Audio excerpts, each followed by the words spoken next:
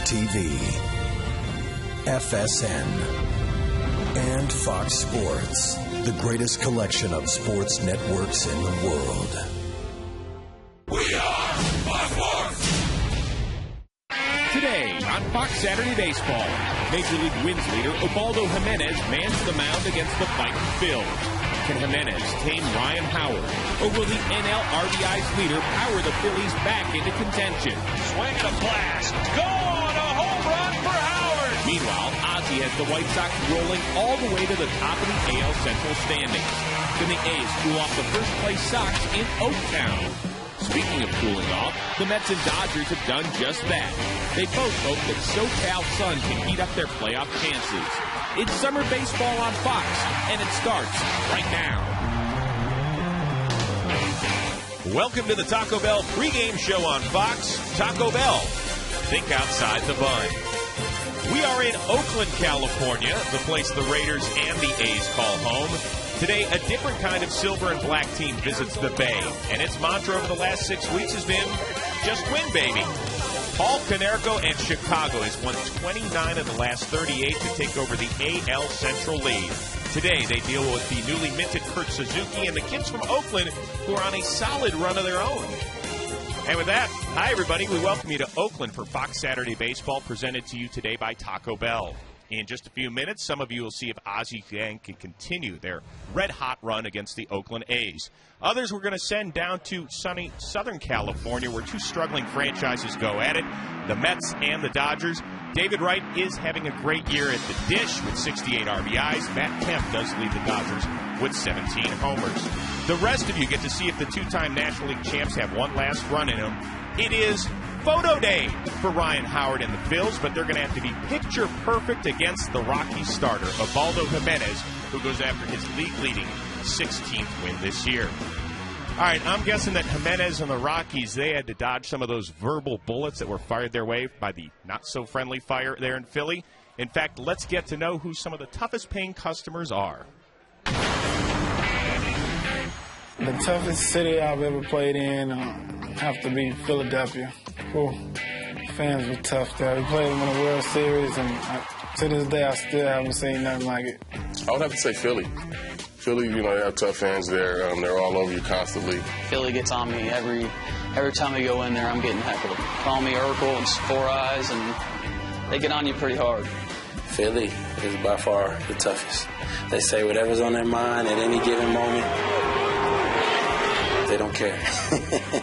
Without a doubt, I would say Philly, but I'll also say that they're the most passionate fans. My first time I went to New York, I'm sitting in the bullpen. I'm getting, I see people taking their camera batteries out and just hurling them at me. So I think I got to go with New York for sure. I think now Boston has gotten to be kind of the worst. Ever since they've won, they've taken it to a whole new level. Before when they won, you always had we haven't won in 90 years, but now that they've won, now they think it's their birthright to win every year. No doubt the Giants. I don't think people understand outside of the West Coast how bitter I think that rivalry is. It's this toss-up between Baltimore and Toronto. I just think they're so angry because they haven't been doing too well that they have nothing else to do. We're getting ready for a little baseball in Oakland. Yeah, we'll talk to that guy, Ozzie Guillen, during the game. Plus, we'll update you on A-Rod's quest for 600 homers. But first, baseball coming your way from either Oakland, also Philly, as Ubaldo Jimenez takes dead aim at Ryan Howard and the Phillies. The rest of you gets the Mets and the Dodgers. First pitch of your game is next on Fox.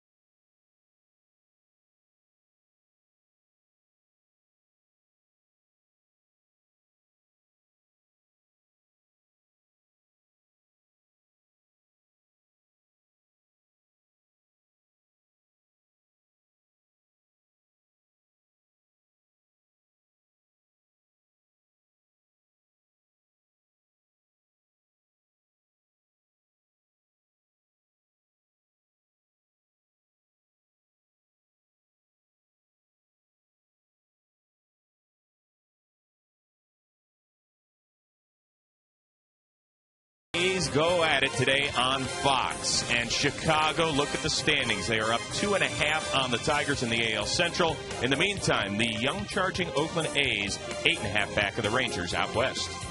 And with that, we welcome you to the Fox Saturday Game of the Week. Alongside the three-time All-Star Mark Grace, I am Chris Rose. And Gracie, back on June 9th, Chicago is 9.5 games back in the division. Today, they are the leaders. How have they done it, and can they keep it going? Well, yes, I think they can, because the reason they've done it is they've got a terrific pitching staff, Chris, and they have all year long. Now they're starting to hit. They're starting to hit in the clutch. They're not going to jump out at you with a bunch of 300 hitters, but they seem to hit when it counts, and when you do that, you win baseball games. The Oakland A's are 500, 1 week to go before the trade deadline. Are they buyers or sellers? Nobody really knows yet. That's the thing. This next week's going to certainly play out with this Oakland team. If they get hot here in the next week, I think they may add a bat to this lineup. It's much needed. But the way they've beaten you all year long is a good young pitching staff. And today they'll throw out Vin Mazzaro today against Freddie Garcia. So please sign in here for the Fox Saturday Game of the Week. The hottest team in the land, the White Sox, against the youthful A's. First pitch from Oakland coming your way next on Fox.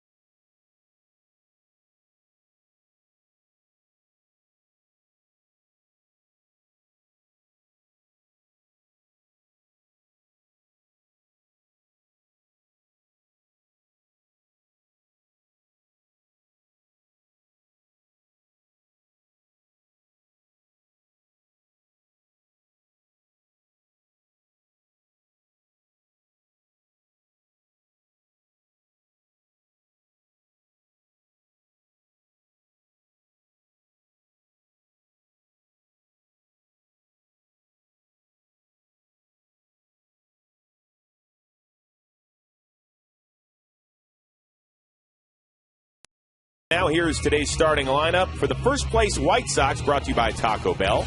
Think outside the bun. Juan Pierre bats leadoff. 43-year-old Omar Vizquel batting second and playing third. Rios and Canerco have been the glue this season. Carlos Quentin, 14 homers since June 1st, tied for the most in the American League. Kotze, Ramirez, Castro, and Beckham to wrap it up against 23-year-old Vin Mazzaro, making his 10th start this season. Over the last month, Mark Gracie has been simply outstanding. He really has been terrific. He's won 3 of his last 4 starts. Vin Mazzaro, a guy that's just going to come right at you with an assortment of sink and sliders and a lot of strikes, and that's what he's about. He's also the son of a police officer in New Jersey, so you know the kid's seen a lot, been through a lot. This game, of course, is brought to you by Budweiser, official beer of the thirst inning, the beer that starts with full flavor and ends with a crisp, clean finish. Budweiser, it's what we do. Juan Pierre looks at ball one as we are underway. Pierre hitting .253 on the season.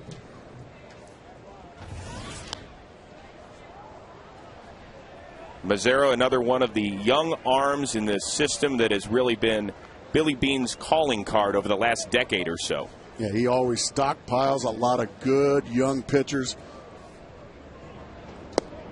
You see a great sinker there. He started off the plate inside and brought it right back to the inside corner, and that one just froze Juan Pierre. The 1-2 delivery fouled away. Pierre, a guy like a lot of the hitters in this White Sox lineup, Mark, that has gotten progressively better from April to May to June and now deep into July.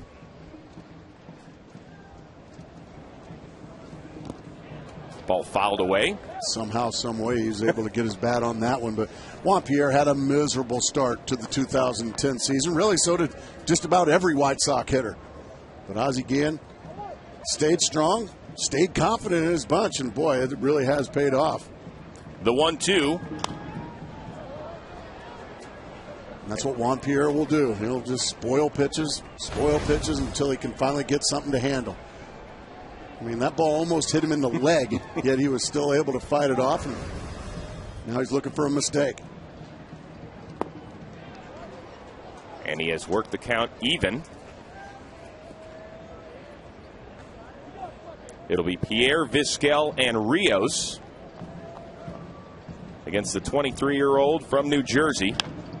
Ball tapped up the middle. Ellis, gloves, one away.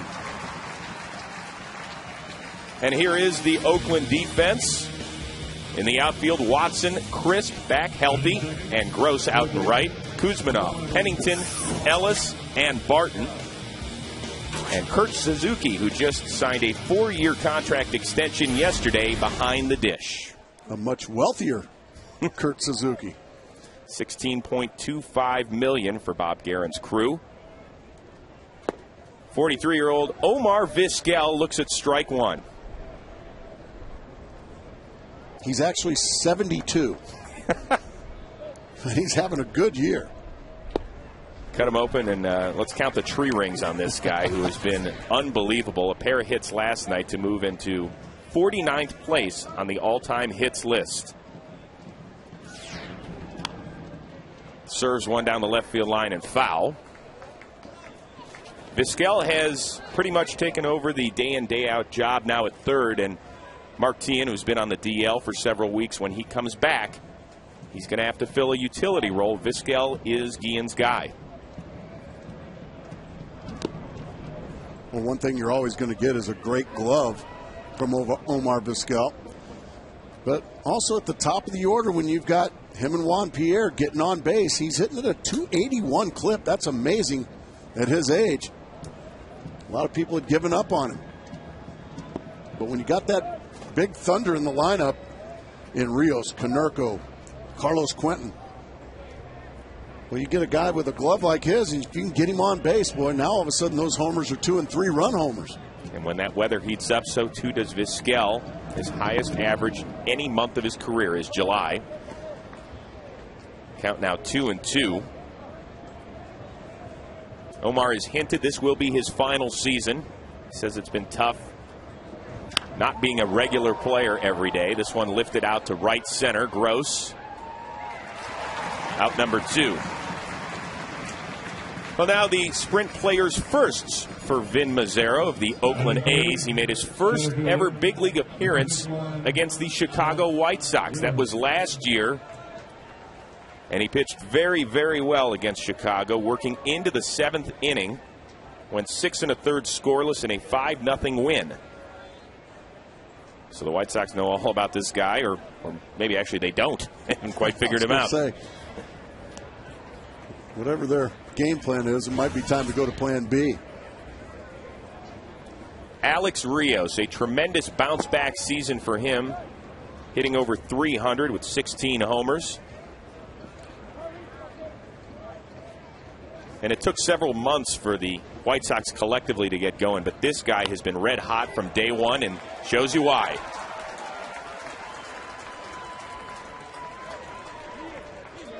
Well, right on cue, as you were saying, Chris Rose. Just gets a sinker that stays up in the zone. And you don't try to pull the ball, you just stay right back up the middle with it. Well, that's a great shot right there. The eyes just stay right on the baseball. And there's a good example. All you young hitters swing through the ball, not to the ball, swing through it. And Rios did just that. Well, it's something Paul Konerko has been doing well all season long.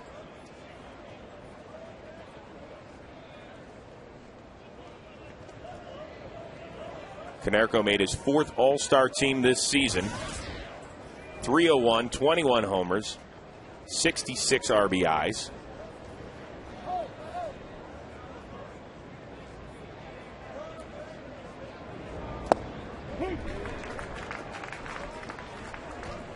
He's one of the guys that's in the final year of his contract. There was some question in early June whether or not the White Sox would ask him to waive the no-trade clause and whether or not GM Kenny Williams was going to blow up this team. Oh, dear.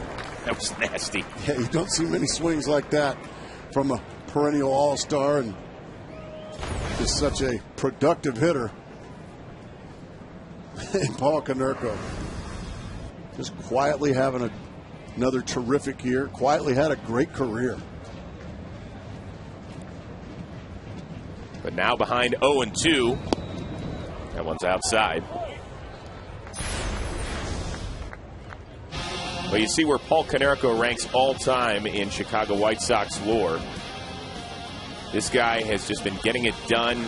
Posted his 11th 20-homer season.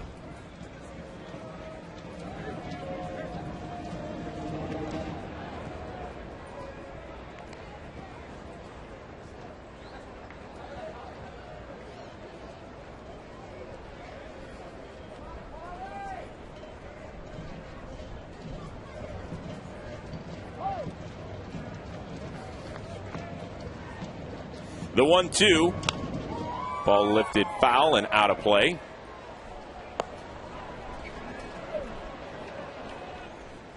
You know, Mark, in recent years, you look at the White Sox and they play in that small ballpark and all you do is think home runs. But right. The way they've been winning over the last 6 weeks, it's really been a lot more small ball.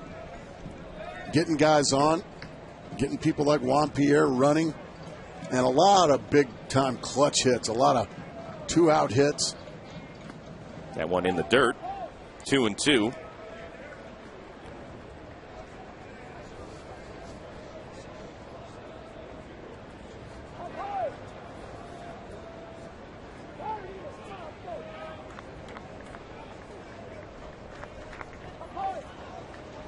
The 1-2. Lifted foul again.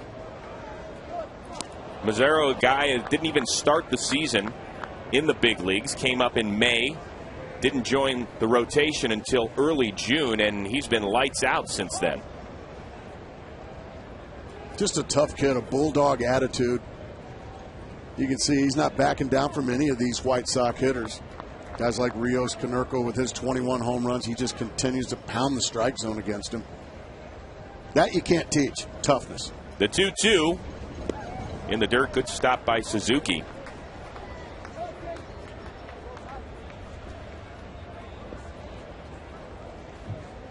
Suzuki, as we told you, signed a 4-year, $16 million extension, in part because of the way he handles this young staff. That's exactly right. That's a great play right there, saving 90 feet.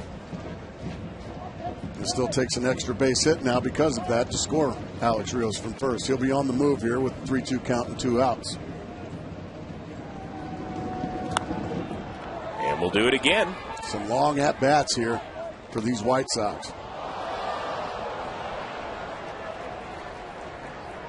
And they have kind of become that grinder type team, which they haven't been in years past. This is pitch number 9 to Paul Konerko and pitch number 27 of the inning in just 4 batters. That's what you're talking about, Chris, how they're really grinding it out here on Mazzaro. And that'll be ball 4. So after getting the first 2 men, 2 on, now 2 out. So you get a good look at Ozzie Guillen. who basically said at the beginning of June when his team was almost 10 games out, put this on me. And that's probably what good managers do. Well, he is never one to back away from criticism.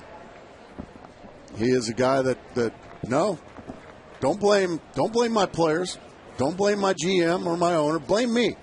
And you got to love that. At the end of the day, yeah, I decide who plays, and I am responsible for what you see out there, and you can't have enough of that from your manager, a guy that's got your back as a player, a guy that's got his GM's back. Just the perfect man for this ball club.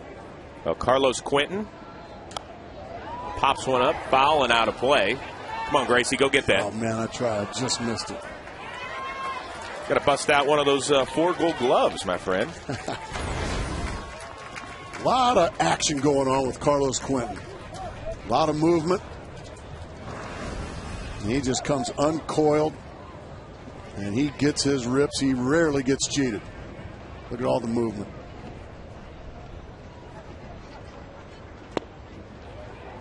We are even. Quentin played his college ball just down the road in Palo Alto. Struggled at the beginning of the year, hitting .344 this month with 6 homers, 17 RBIs.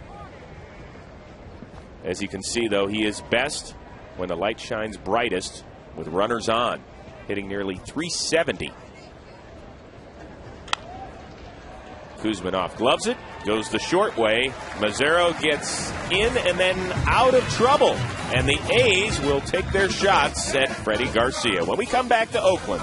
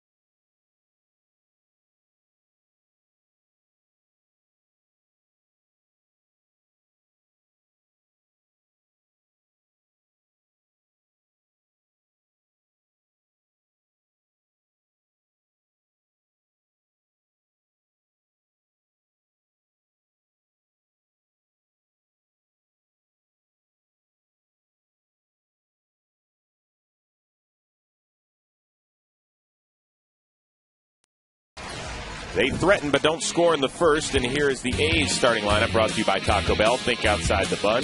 Crisp, Barton, and Suzuki to get it going. Then Cust, Kuzminoff, and Ellis, followed by Gross, Watson, and Pennington against Freddie Garcia. The White Sox started this afternoon. Freddie been around a long, long time now, Chris. A guy that was a star with the Seattle Mariners. Now he's toeing the slab.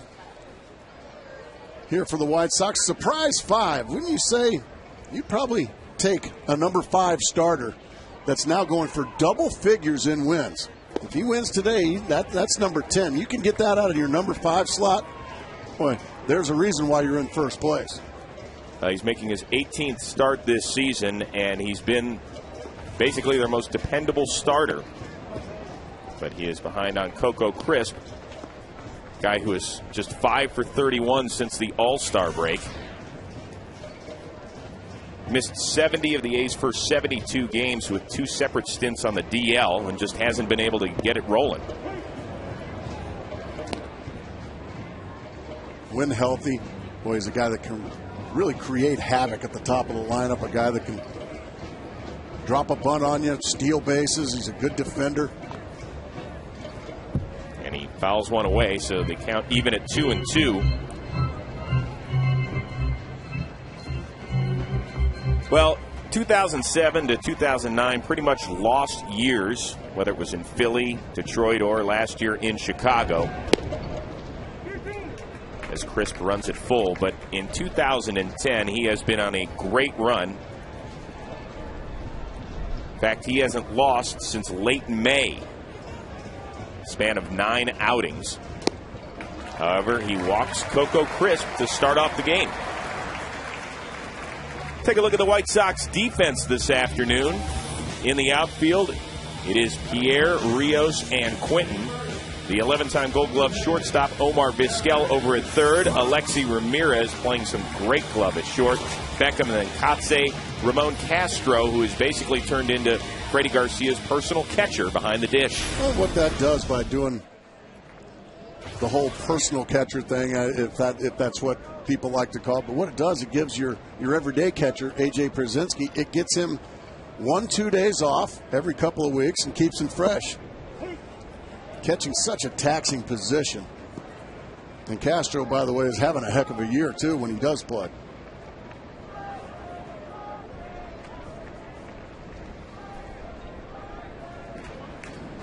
Derek Barton, the American League leader in walks at the dish.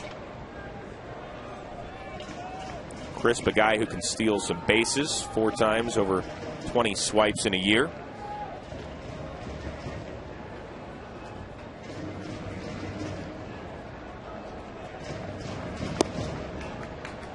And Barton looks at a ball.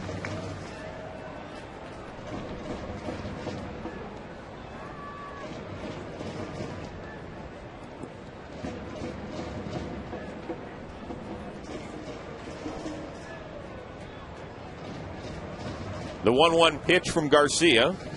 Still waiting. Well, Garcia knows that Bob Guerin and the Oakland A's, they love the running game. They have to try to take chances because they don't really have a whole lot of thump in this lineup. Not a guy that can hit a 3-run homer just about any time. They don't really have a game changer, so they have to try to steal bases and score them one at a time. And there goes Crisp. Good throw by Castro, but Crisp just in there with his 9th steal of the season. A great jump, as you can see, and you said a good throw from Ramon Castro. It was, you're right, but just in ahead of the tag. Coco Crisp, right on cue. There go the A's in their running game. That's a great shot right there. Hand just gets in ahead of the tag. Castro, oh man. So Barton up 2-1 in the count. Rips one down the right field line, and the A's are going to get on the board early. Quinton digs it out of the corner, but not before Derek Barton races into second after his 33rd run batted in this season. Well, just a bullet, a changeup that stays in the middle of the zone, and Barton just rifles it down the right field line. And by the time Carlos Quinton gets over to corral it, easily scoring his Coco Crisp. So all it takes is 2 batters for the A's to be the first one on the board.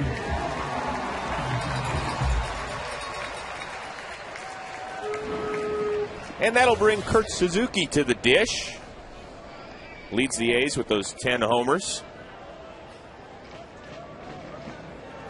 He was all smiles yesterday at the ballpark after signing that extension.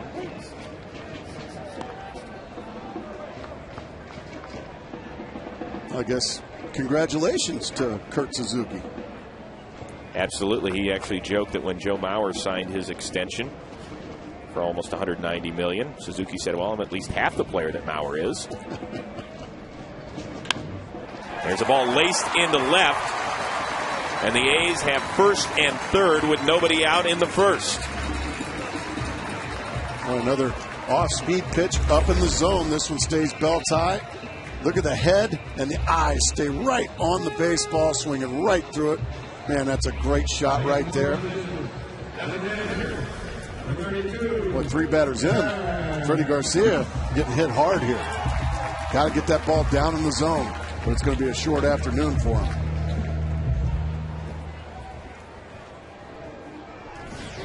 If the A's do have one bopper in the lineup, it is Jack Cust. I mean, you might say, okay, well, he's only got 6 homers this year, but he has 4 of those in the last 8 games and has led Oakland in homers in each of the last 3 seasons. He's got a track record of a lot of long balls. And he looks at ball 1. Another guy that, yeah, he does hit a lot of home runs, Chris, but he is prone to the strikeout. He walks a lot. Doesn't chase too many pitches out of the zone, but tends to swing and miss at a lot of them when they are in the zone. In fact, has the American League record for strikeouts in a single season with 197 2 seasons ago. But he is ahead of the count, 2-0. Mark Reynolds of the Arizona Diamondbacks, he just laughs. Yeah, exactly. He's like, boy, that Jack Cust is a great contact hitter. 227 of them last year for the National League leader. The 2-0 pitch from Garcia. And it's 3-0. Garcia thought he had that. He's a little disappointed in home plate umpire Laz Diaz. You be the judge at home. Strike or a ball? Dipped a little bit low. Well, right now the A's threatening to have a big inning.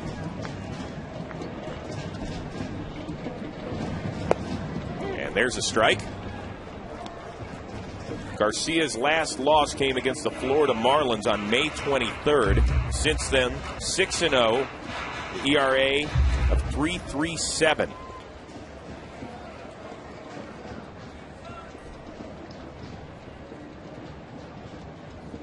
The 3-1 pitch to Cust. And that is the second walk this inning allowed by Garcia. Well, now the sprint player firsts for Omar Vizquel of the Chicago White Sox. You can see that .985 career fielding percentage at short, which is best all time. He didn't even start playing third base until last season with Texas, and he seems to have mastered it already. Well, when you've got great hands and great feet like Omar Vizquel does, it doesn't matter where you play. You're going to be a great fielder. And the bases are loaded against Freddie Garcia. Chris, I know that's going to bring something to your mind. Well, 2 things. Kevin Kuzminoff hit the first pitch he ever saw in the big leagues for a grand slam back when he was with the Cleveland Indians. And on top of that, Freddie Garcia, 224 home runs allowed in his career without allowing a grand slam, and Kuzminoff had a great cut there. So Freddie Garcia has given up 225 long balls in his career. None have been grand slams. 224, yeah. 224. Only 2 other pitchers have allowed more without allowing a granny. The Hall of Famer Jim Palmer with 303 and Harvey Haddix with 240.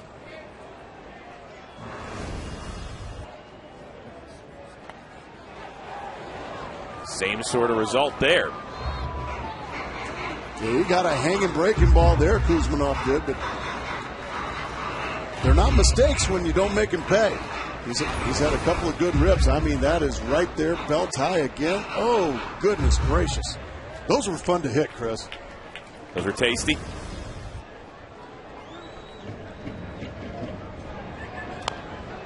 Kuzminoff stays alive. This is a big moment early on for Bob Guerin's team. They don't put a ton of runs on the board.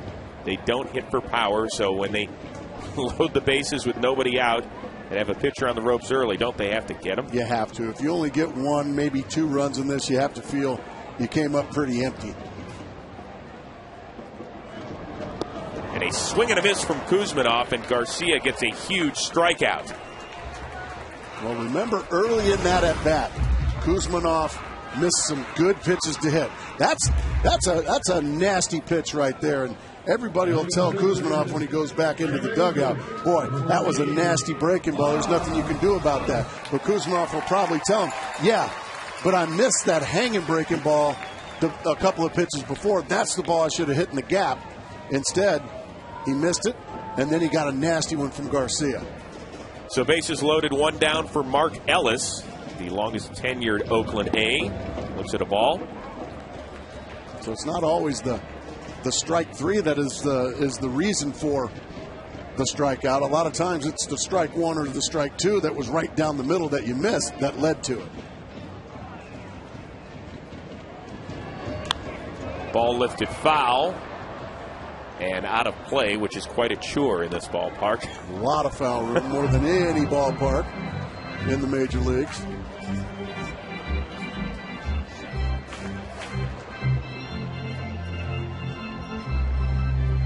Mark Ellis, 4 for 7 with the Bags juice this season.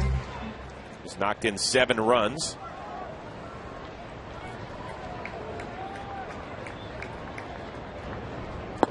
Boy, good breaking ball there. You start to see Freddie Garcia gaining a little confidence out there. All of a sudden got a little bit of strut to him after that strikeout of Kuzminov. Now he jumps ahead of Ellis 1 and 2.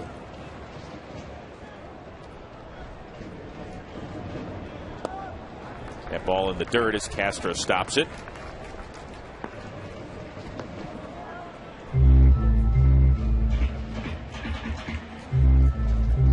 Garcia, part of a starting staff that has been on a great run, has allowed just 2 runs now in its last 29 2/3 innings. The 2-2 and runs it full. Not getting it again from Laz Diaz. You can see the shoulders slouched there. He thought he had strike 3. Castro, the catcher, and Laz Diaz, the home plate umpire, having a little conversation right now. Diaz calls it a ball. Oh, boy. What's going on? Turning point of the game right here. The 3-2 to Ellis. Usually, most games have 4 or 5 turning points over the course of a game. Well, we've got an early one here. 3-2 count. Anything out of the zone is going to make it a 2-0 game with only 1 out here in the first. But also, if Garcia can make a pitch here and get out of this with a ground ball double play and only give up 1 run in this inning, oh boy, all the momentum would go right to the White Sox dugout. Swing and a miss. Back-to-back strikeouts for Freddie Garcia.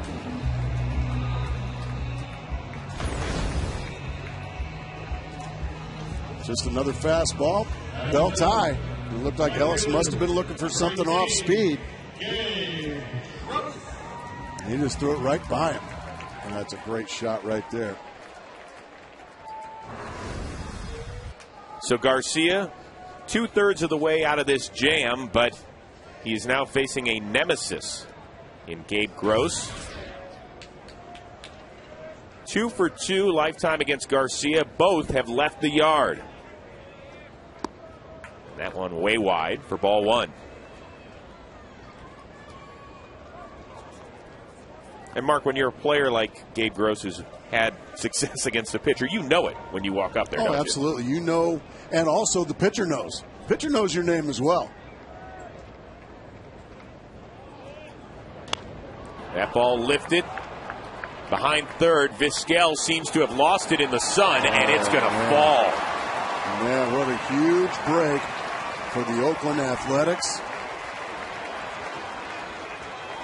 High sky here, tough sun field. And it looked to me like Omar didn't even mess with it, didn't flip the glasses down, just said heck with it. High black, flip glasses, all the above. It still didn't help.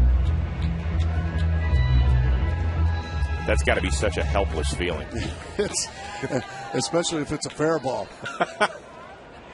There's nowhere to hide. So Gross gets new life. Let's see what he does with it. Well, Garcia was a sun ball away from getting out of a huge mess.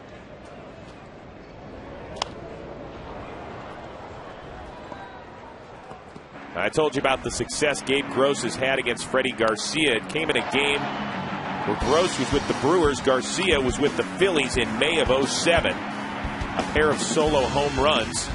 His first and only multi-homer games as a big leaguer. Oh, yeah. Freddie Garcia knows who's in the batter's box right now. He's like, gosh, I just got 2 big strikeouts with the bases loaded, but now I got to face this guy who's hit 2 long balls off me. But he's 1 strike away from getting him and getting out of a huge mess. It's 2-2.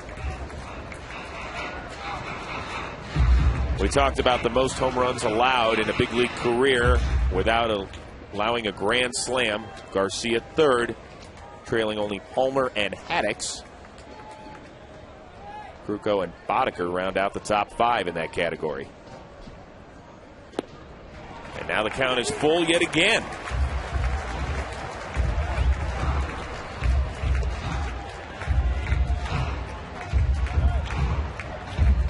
So start the merry-go-round. Both pitchers in the first inning throwing a boatload of pitches.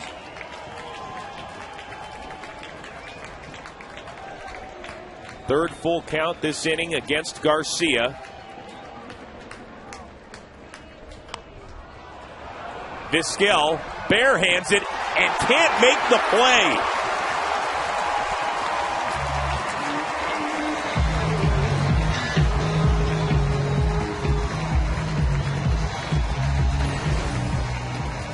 Omar Vizquel, who's going to argue with all of his defensive wizardry, but there's no need to barehand that ball right there.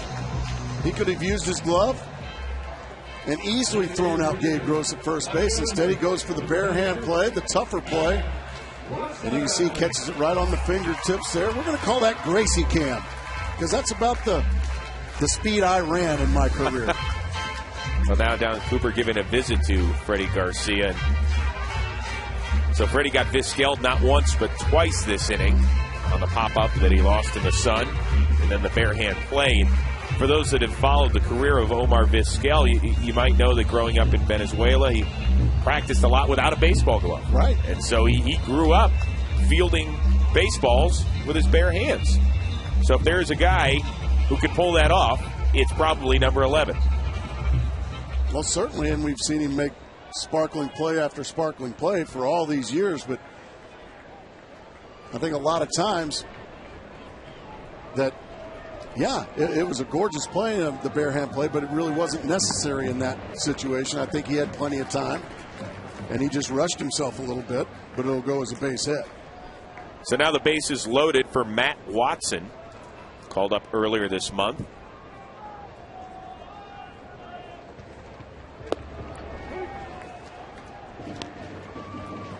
Watson, a guy that has literally seen the world, made his big league debut at the Mets in 2003, cup of coffee with the A's in 2005, played in Japan. As he looks at a strike, he's played independent league baseball. And now with a chance to do some serious damage for the A's in the first. A fancy beard. Yeah, his teammates say that he looks like Chris Daughtry. Chops one foul. Now, he hit his first big league home run earlier this week against Clay Buchholz of the Boston Red Sox. It came 7 years after he made his major league debut. Good for you, Matt Watson. Patience. 39th pitch of the inning from Garcia. Popped up foul and out of play. Talk about a true grinder. I mean, that's what a kid like this is all about. Never gave up the dream. That's exactly right. For all these years, he's seen that light at the end of the tunnel. Hung in there, went across the world to play this game, the game he loves, and it's paying off. Vizquel gives chase to this one, but it reaches the seats. Watson, originally a 16th round pick in 1999 by the Montreal Expos. For anybody that's under the age of 10. Yeah, there was a team in Montreal. They now call Washington home. Watson stays alive. Well, Freddie Garcia having to wonder, what do I have to do to get these guys to put the ball in play? So many pitches here in the first inning. Vin Mazzaro wiggled in and out of trouble in the first. Garcia trying to do the same, but Watson putting together a pretty good at bat. As have all the A's. We saw the White Sox do it to Vin Mazzaro in the top of the first. He threw 30 pitches in his first inning. Get comfy, folks. We'll be here a while.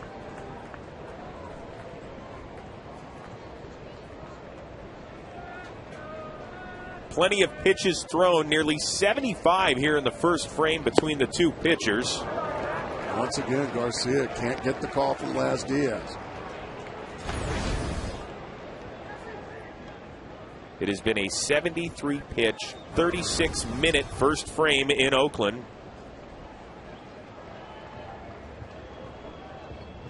The 2-2 delivery. Ball lifted to left center. Pierre gets it on the run. That saved a bases clearing double. The damage is minimal, but the A's put 2 on the board in the first.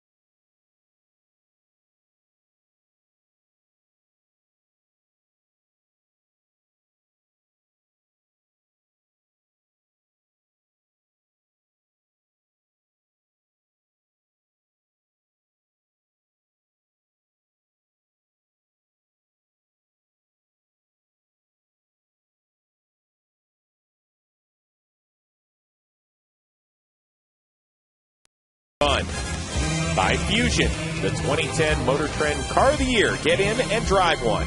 And by Sprint, the Now Network. Well, let's take a look at the way this inning ended. Off the bat, already Juan Pierre at full speed, and he needed to be. He needed all that speed, saving 3 runs with a great catch into the left center gap. The eyes all the way on the ball into the glove. That saved Freddie Garcia and the Chicago White Sox. That kept him in the ball game. You talk about 4 or 5 game-changing plays. There's one, without a doubt. And Freddie Garcia saying, yeah, give me a little of that. You helped out a ton. So, after nearly 50 pitches, I'm surprised he was able to get his right arm up to high five. Katze, Ramirez, and Castro against Vin Mazzaro to start off the second. And always important to have what baseball players call a bounce-back inning. Anytime your team goes out and gets you a couple of runs, as a starting pitcher, you just want to go out quickly and get 3 outs, and that's not going to happen here as Katze rips that to left field. So Katze, who snapped an 0-for-19 streak last night with a 9th inning single, gets it going here in the second, and he is good enough to wear a microphone, and he greeted veterans during the pregame. Thanks for your service, sir. Thanks for your service, man. Thanks for your service, brother. Yeah, man, thank you. Please join us in welcoming Very cool stuff. Can't get enough of that. And he didn't have to do that. He was just out running his sprints, and a lot of our military heroes were being honored before the game. Mark Kotze went out and thanked him for their service, and I think that's great. That's the kind of class he brings. Alexei Ramirez brings a .277 average to the dish. And a big swing and a miss there.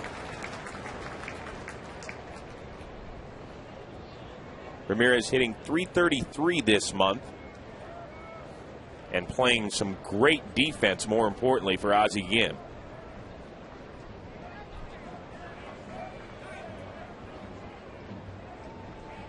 The 0-2. Ramirez stays alive. Well, that sinker had some teeth. And that one got a piece of Kurt Suzuki as well. I think it got the meat hand of Kurt Suzuki. Watch the foul ball. Let's see where it gets. The meat toe, that's what it was, it looks like. Got a piece of. Ouch. So you want to be a catcher. That's nothing there. I think I'll pass. Those guys take a pure beating back there. Catchers and umpires. The 0-2 from Mazzaro. And a hard-charging Matt Watson snags the liner for out number 1. Let's take a quick look at the 4 keys to the game. Well, for the Chicago White Sox, well, California is known to have some rolling blackouts. Well, that rolling blackout is the Chicago White Sox, and their Black Caps have taken over the Central and the American League. The reality show is, well, we all know that the White Sox have been doing a reality show with Ozzie Guillen.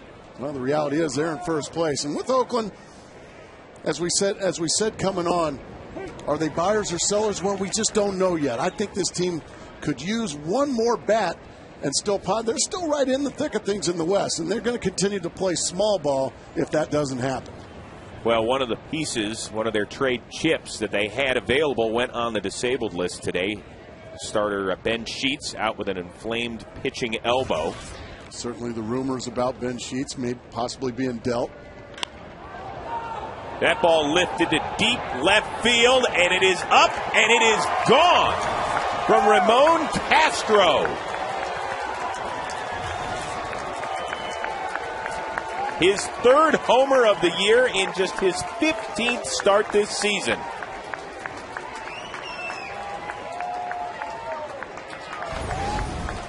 Way out of here. A sinker.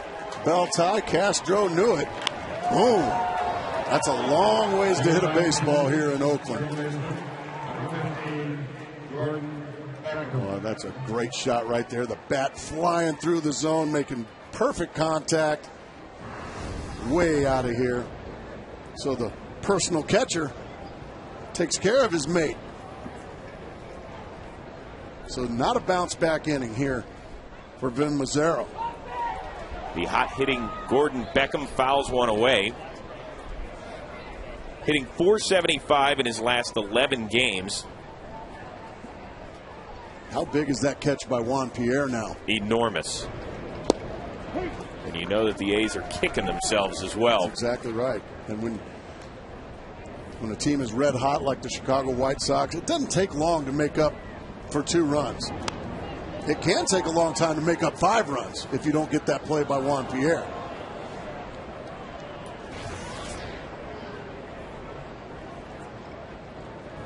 Beckham's average at .241 on the season, but back on June 8th, really when the White Sox got it into gear, he was hitting a .199. Mazzaro gloves and throws, and there's now 2 down in the second. Beckham is one of those guys that's being mentioned in trade possibilities. The White Sox have their eye on Nationals first baseman Adam Dunn. You've heard maybe they'll go after Prince Fielder. And all those teams seemingly want Beckham as part of a package. And the White Sox, and in particular Ozzie Guillen, who basically said, we'd be crazy to do that. He loves Gordon Beckham, as he should. You know, there's growing pains, and it takes a while. That's the Pierre's bunt attempt fielded by Kuzmanov. Would you call that a bunt? Yeah, it was a bunt attempt, I guess. This would be a home run attempt. Let's just say Castro connected and then some. We're tied in Oakland.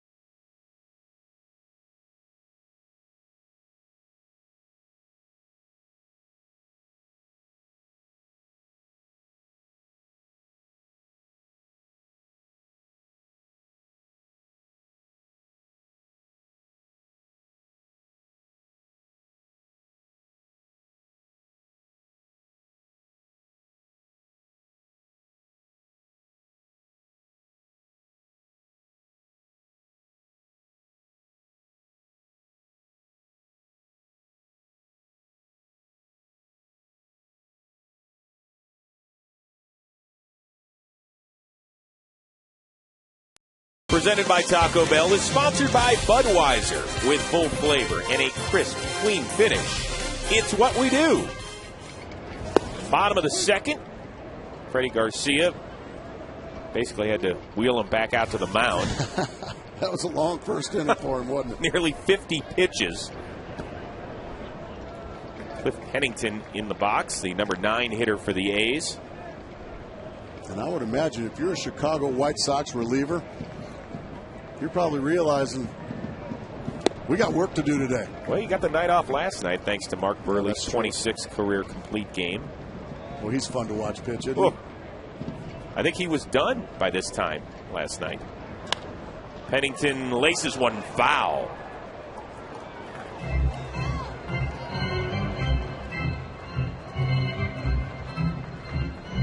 Pennington, 338 in June, 321 in July.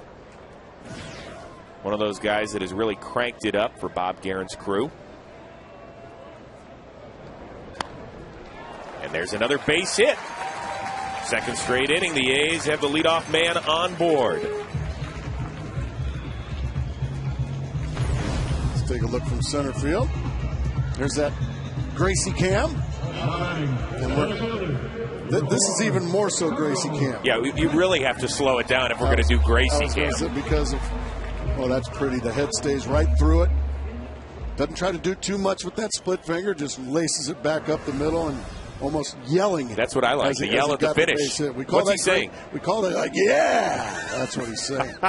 We're calling that Gracie Camp, folks, because we've decided that was the speed I played the game with when I ran. Coco Crisp moves Pennington to second with the sacrifice bunt. Hey, next week on Fox Saturday Baseball, Miguel Cabrera and the Tigers, they take on the Yucca and the Red Sox. Maybe the Braves battle the Reds, or perhaps the Dodgers square off against the Giants in the latest meeting of bitter baseball rivals. It's Fox Saturday Baseball, presented by Taco Bell, 4 Eastern, 1 Pacific. Check your local listings for the game in your area.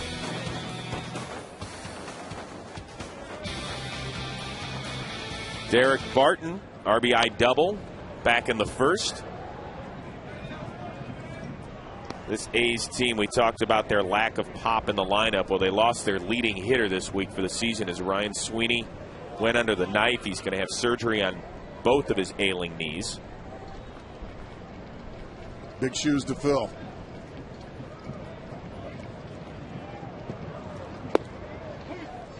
Strike called.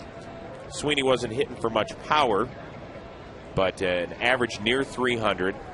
Guy who actually came over in a deal from the White Sox a couple of years ago for Nick Swisher. That was a great trade by Billy Beane. Got Sweeney and Gio Gonzalez. That went down low. So now it's up to some of these young guys like Pennington, like Barton, Suzuki, guys who are getting their chances to establish themselves at the major league level to take it. And they're not household names. Not even in their own households. Good point. And because of that, Bob Guerin and the Oakland Athletics said, you know what? Here it is. Here it is. Here's your opportunity. Are you going to run with it? Well, the A's think they can, that they can run with these opportunities. They're talented enough to play at the big league level and play every day. 55th pitch of the day for Garcia is laced foul.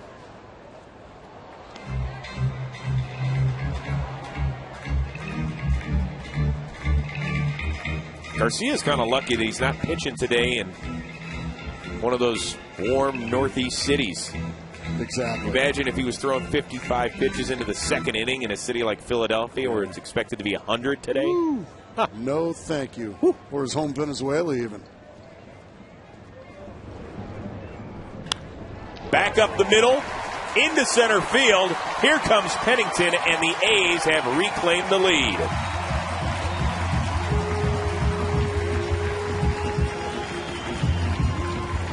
Once again, the A's just playing small ball.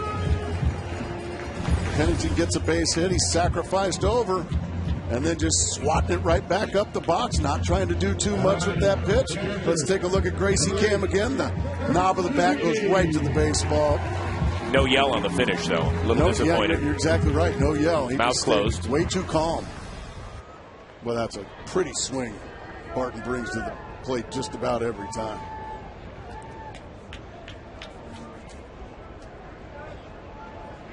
Suzuki singled in the first and was left stranded. And looks at a strike.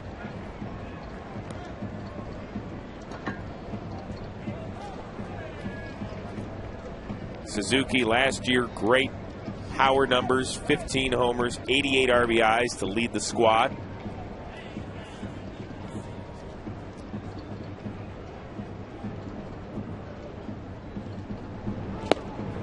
And there's strike two. There's been plenty of 0-2 counts for Freddie Garcia here this afternoon, Chris. He just hadn't been able to come up with the put-away pitch. These A's have just fought and battled.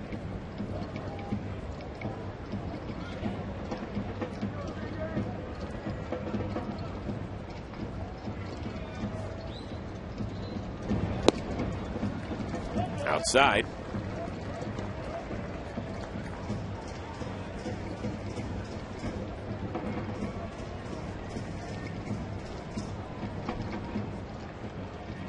You like the beats we're hearing out here in Oakland, Gracie? Out there in left field, the A's faithful, the diehards, every night out there doing the percussion.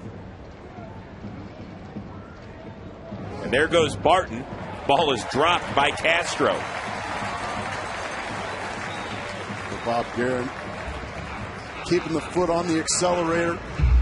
This time it's Barton kicking a split finger down in the dirt. No chance there for Castro. So an easy stolen base, and that takes the double play out of order. Second steal in as many innings for the A's. The rhythm section doing its job. Let's see if Suzuki can do it his. And that ball falls into left field, a base hit. Barton comes around to score, and it is 4-2 Oakland.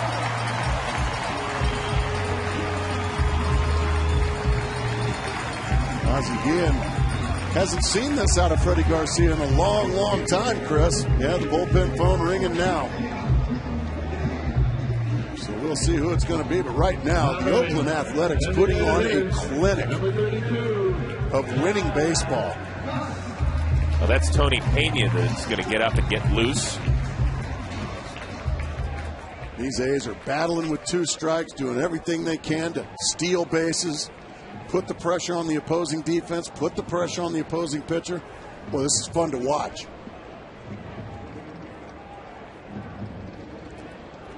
Jack Cust walked back in the first. And not only has Ozzie Guillen not seen this out of Freddie Garcia, Mark, he hasn't seen this seemingly in weeks from his starting staff. It's been that good over the last 6 weeks. There's a strike. And this is the way the A's have to beat you. They have to beat you by hitting singles and doubles.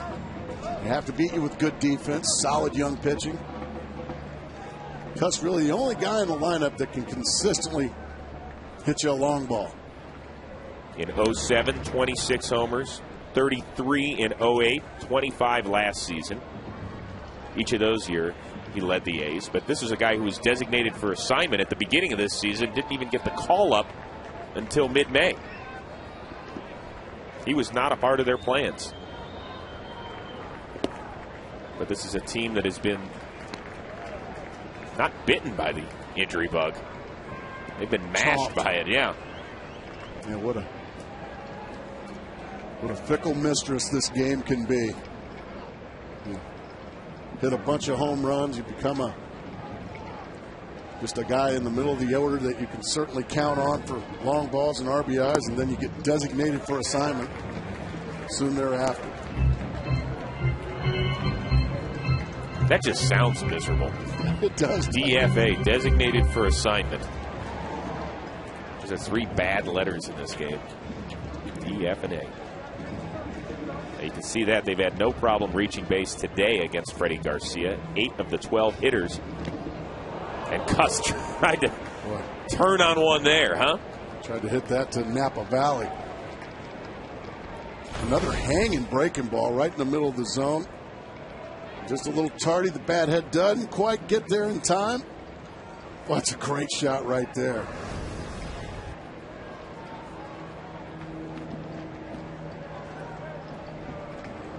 The 2-2 delivery by Garcia.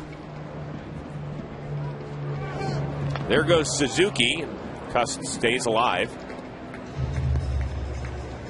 Just another 2-strike foul ball by these Oakland hitters.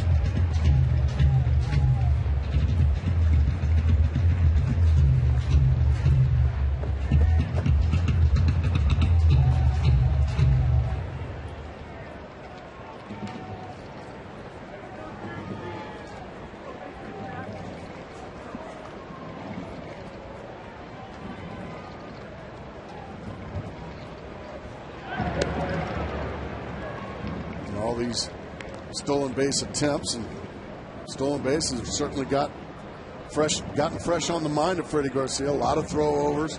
Anytime you can get a pitcher to think about something else besides that strike zone, something else besides the hitter in the batter's box, those are small victories. Now he's stepping off.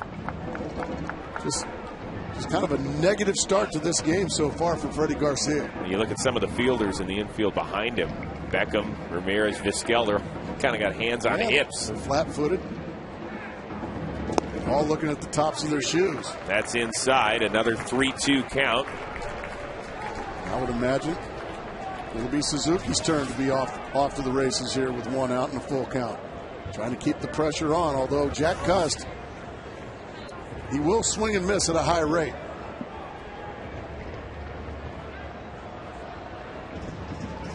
The 3-2. There goes Suzuki. And ball is fouled away at the plate.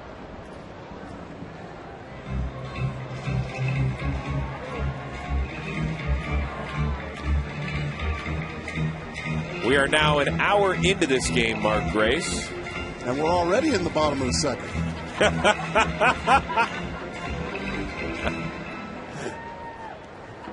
Yeah, wake up in there, a few of those guys got to wake up.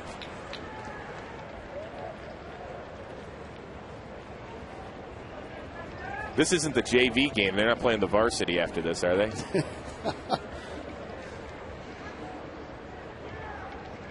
Try it again, 3-2. First Garcia checks on Suzuki.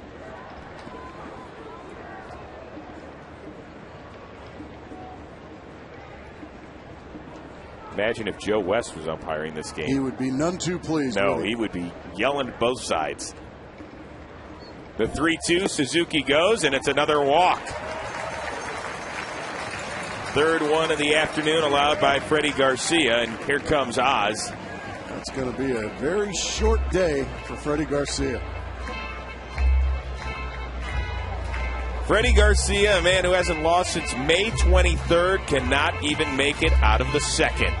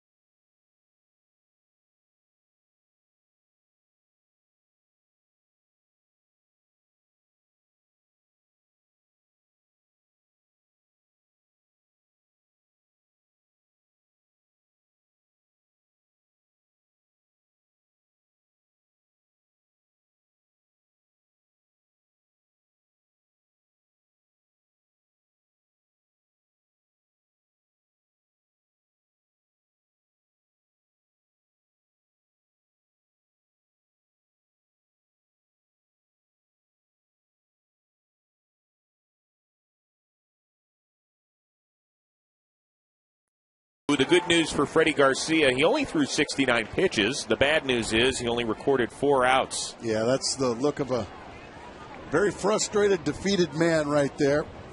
Everything he did just came back to haunt him.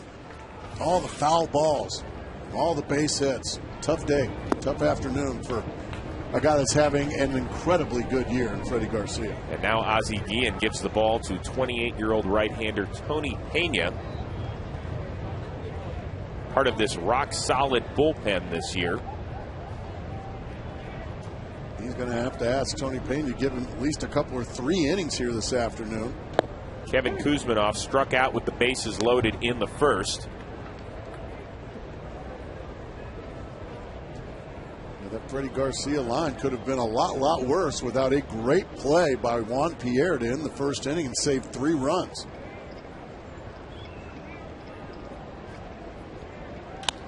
That ball ripped to left center, and is Pierre going to get there this time? He is not. Suzuki scores. Cust is getting held at third. It's an RBI double for Kevin Kuzminoff.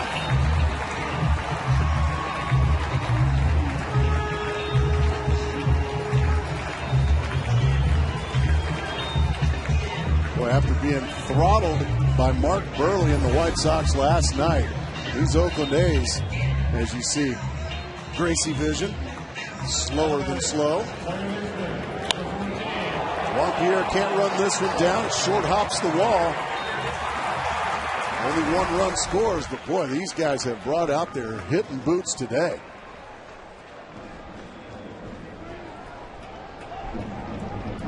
Still only 1 out, second, third, and 3 runs across the board here in the second. And Mark Ellis fouls one away. The infield playing kind of at medium depth around. Not all the way in. Cuss not exactly going to get confused for Usain Bolt over there third. No.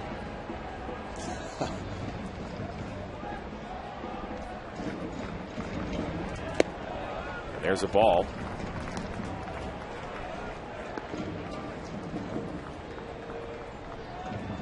Pena, a guy that came over to Chicago in a midseason trade from Arizona last year.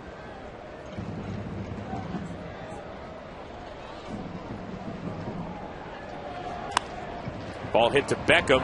He's coming home with it, and Cust tries to tiptoe around Castro, and it didn't quite work.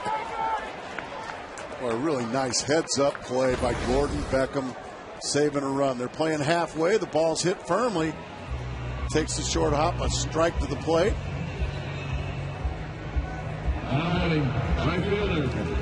Tell you what, a big old boy like Jack Cust, and guys like Ramon Castro, very thankful that he didn't come in guns a-blazing. Well, this is the place where the Raiders allegedly play pro football. We're expecting a big-time collision, and it's more like they were playing flag football there. Yeah, that was more kumbaya. Yeah, that wasn't. Well, geared up for a big old collision and not much. But Gabe Gross, RBI single last inning, where Vizquel tried to make a barehanded play but couldn't get the ball cleanly. With another RBI chance here in the second.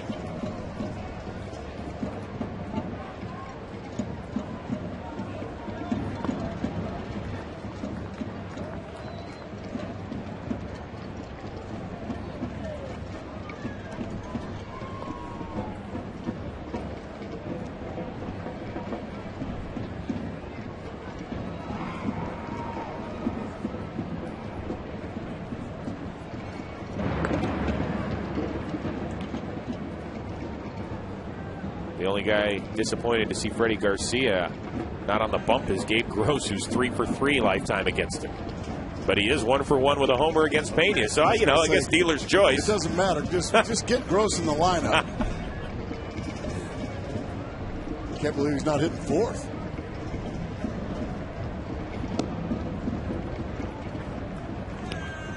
Well, Gross came into today in an 0 for 16 slide before that little nubber for an RBI single.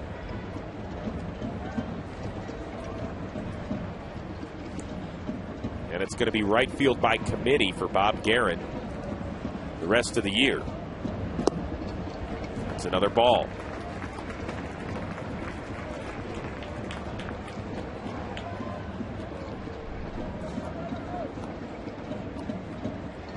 Well, if you were here last night after an hour, you're about ready to go to the 6th. That's pretty amazing, isn't it? Here we can't quite get out of the 2nd. There's a strike. Well, it was dog night here last night at the ballpark.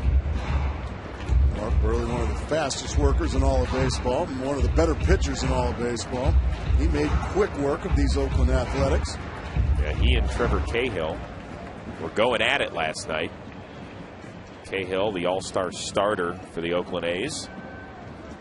Another one of those young guns. He threw a pretty good ball game. Sure did. Just got outfoxed by the veteran Burley. The 3-2 from Pena, big swing and a miss. And after that, the White Sox finally get out of the frame. We will return to Oakland after a word from your local Fox station.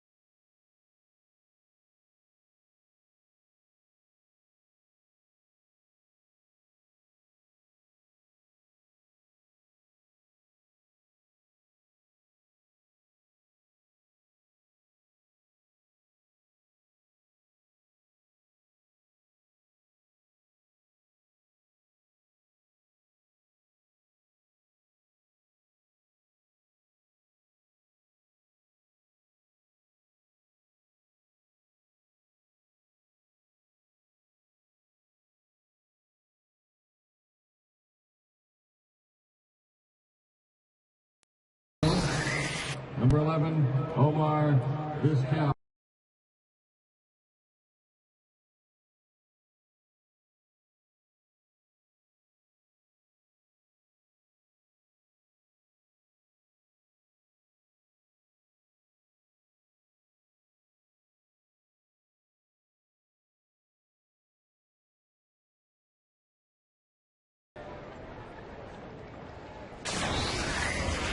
Welcome back to Fox Saturday Baseball, presented by Taco Bell. Think outside the bun. Top of the third, Vin Mazzero staked to a 5-2 lead. And Omar Vizquel looks at strike one. Well, Vin Mazzero was staked a 2-run lead after one inning. He promptly gave it up on a home run by Ramon Castro. Now he's got 3 more and a chopper to first will take care of Omar Vizquel quickly. That'll bring to the dish Alex Rios. Single back in the first. Once again, 1 week from today at 4 o'clock Eastern, it's the trade deadline. White Sox mentioned as a possible destination for Adam Dunn and for Prince Fielder. And you hear a few names, and we talked to Ozzie Guillen before the game, and he's pretty content with the 25 guys he's got. He says he doesn't need to be fixed. This team is playing great baseball. Nothing broken. Great pitching staff. A solid lineup. And a lot of confidence. Well, and he drew comparisons to the 2000 team that won, the 2005 team that won it all. Right. There were a lot of rumors back then, he said. He said, you know what, all I need is a guy that's a utility guy who can help me give breathers to the guys around the infield. They picked up Jeff Blum. This one popped up to Ellis, who snags it for out number 2. Basically, this team is okay because they weren't okay in the early going.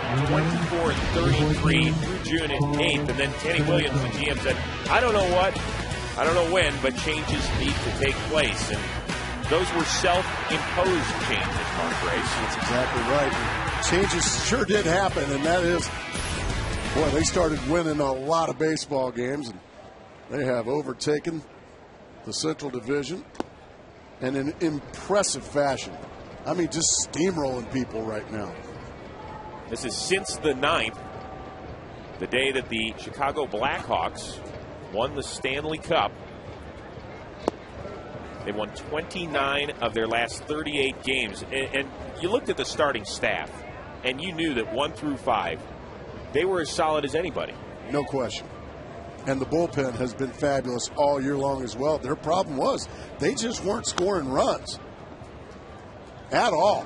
Well, with the exception of Alex Rios and the guy at the dish right now, Paul Konerko, nobody at all. And now there are some people saying, okay, well, Jake Peavy is out for the year after having a muscle repaired behind his throwing shoulder. Do they have to make a deal there? Or are they okay with the kid Daniel Hudson, who will pitch tomorrow? And all he's done is just dominating his couple of starts. Yeah, he was great this week up in Seattle. He will go tomorrow against Dallas Braden, who hasn't won since his perfect game on May 9th.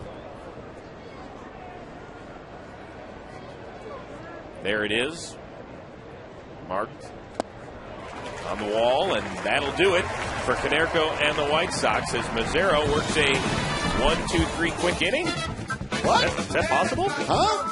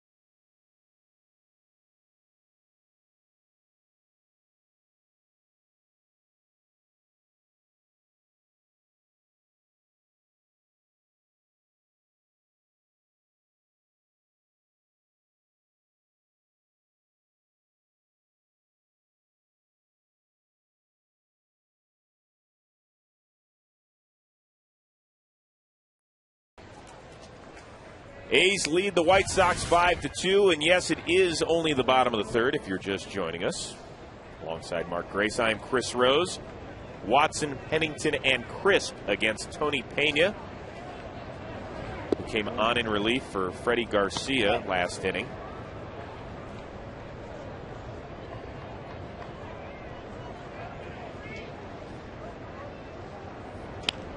That ball lifted to center.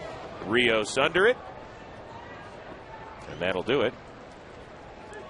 During the commercial break, we caught up with A's skipper Bob Guerin and talked to him about his offensive juggernaut. I like that. It's a good start to a game. Obviously, a lot of game left. And with the offense of the White Sox, it always feels like you can never get enough. So we got to keep trying to add on. And certainly Ben Mazzaro, a youngster that's thrown the ball great for you, had a quick inning after giving up a long home run. He can handle that, can't he? Yeah, we batted for a while, a couple times, and he had to sit.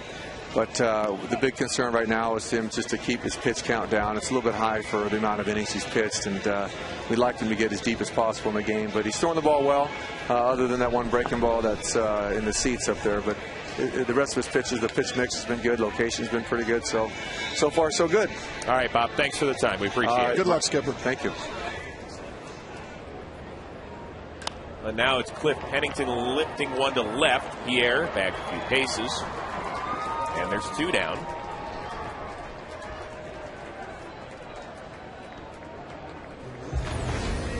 Time right now for a DirecTV game break. Here's Chris Rose. All right, thank you. Alex Rodriguez trying for home run number 600 today, but he flied out against Kyle Davies, the man who he hit number 500 off of. There's his one base hit. That's the one ball that left the infield for A-Rod. Royals beat the Yankees 7-4. Remember to see every game in HD. It's 1-800-DirecTV. Chris, Mark, back on up to you. Thanks a lot, Chris. 2 outs into the third here. Tony Pena trying to have a tidy inning as well.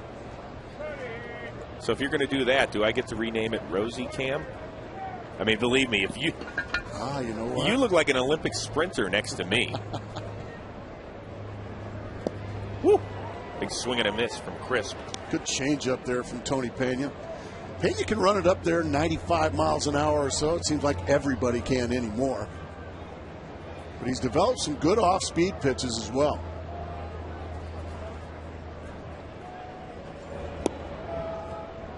And it's 2-1. I asked you earlier if the A's were buyers or sellers. Obviously, Ben Sheets, big commodity, on the DL now with a sore elbow. Crisp, one of those guys that could be moved if they are indeed sellers. A club option for 2011. Yes, he has injury history, but... And there's a lot of young talent in this organization.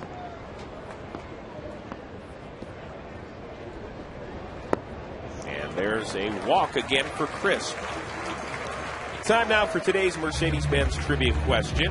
Who was the first player to win a Most Valuable Player award while playing for a last-place team? I think I know that one, but I'm not going to say anything. So you think you have the answer? I think I do. You can give it when it is time to give it. Derek Barton, 2 for 2. 2 RBIs, 2 runs scored, and a stolen base.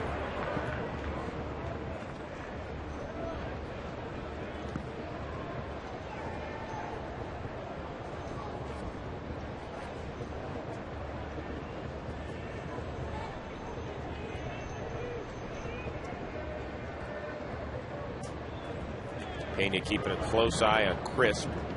Stole a bag back in the first.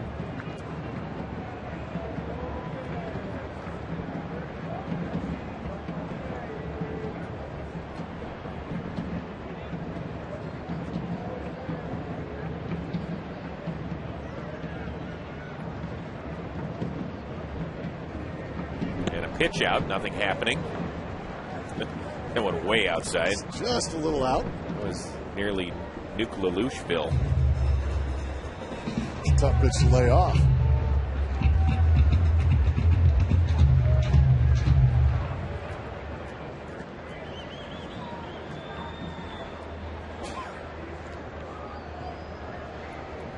The 1-0 to Barton. It's 2-0.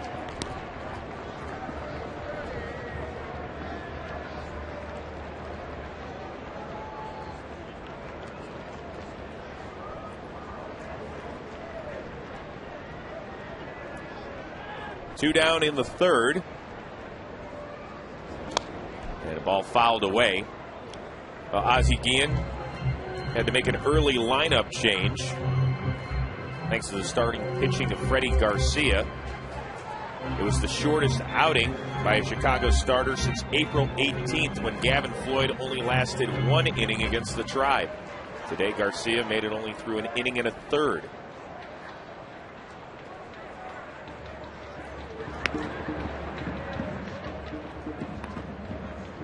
And I love the fact Freddie Garcia still on the bench, out there rooting for his teammates, out there supporting his teammates.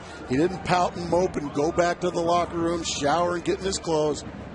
He realized, you know what? I put my team in a bad position, and I'm going to stay out here on the bench with my guys and try to bring this thing back. A lot of respect for that. Well, perhaps that's something we should ask Ozzie Guillen about when we talk to him later in the game. Well, that's the thing. He says he loves this clubhouse, likes the guys in it, pulling the right way now. The 2-2 from Pena. Ball laced to center, but Rios snags it. And we have 3 innings in the books after 6 hours. It's 5-2 A's. Flying.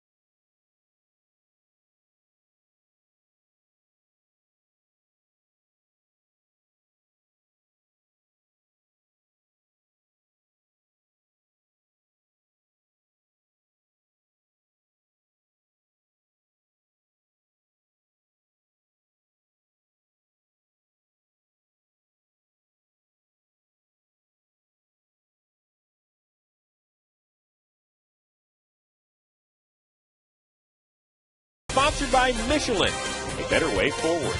By Pepsi. When you choose Pepsi, you support the Pepsi Refresh Project. And by Loveza. We have finally reached the top of the 4th in Oakland. Quentin Kotze and Ramirez against Vin Mazzaro.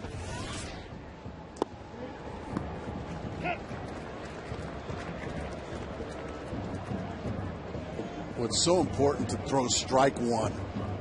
Now it opens up your whole arsenal, and it makes the opposition aggressive at the plate. It puts them in what I call swing mode. Uh-oh. Crisp, wow, really had to battle that, but gets it for out number 1. Mark Kotze, once again, good enough to wear a microphone for us on Fox Saturday Baseball. Let's listen in. Now batting. Hello, sir. Hello, Doc. How are you? Good to see you, man.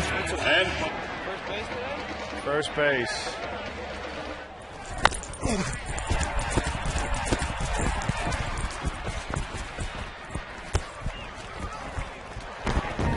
Tail's hanging out. Yeah, I got it. That ball ripped on one hop to Pennington. And before you could say sounds of the game, Mark Kotze is out. That microphone that he was wearing, well, it's hanging down his right leg there. Number 10. Bart, the first baseman, said, hey, your tail's hanging out. Don't worry, one of our audio guys will fix that in a hurry. Best crew in the business.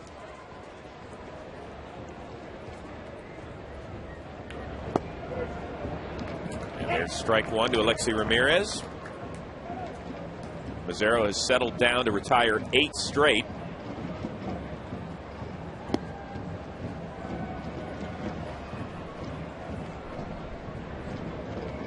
If and when Ben Sheets gets healthy, Mark Grace, Bob Guerin will have decision time on his hands. We will talk about that and more as we continue on. I don't know. We don't have time to talk, Grace. We gotta slow this thing down.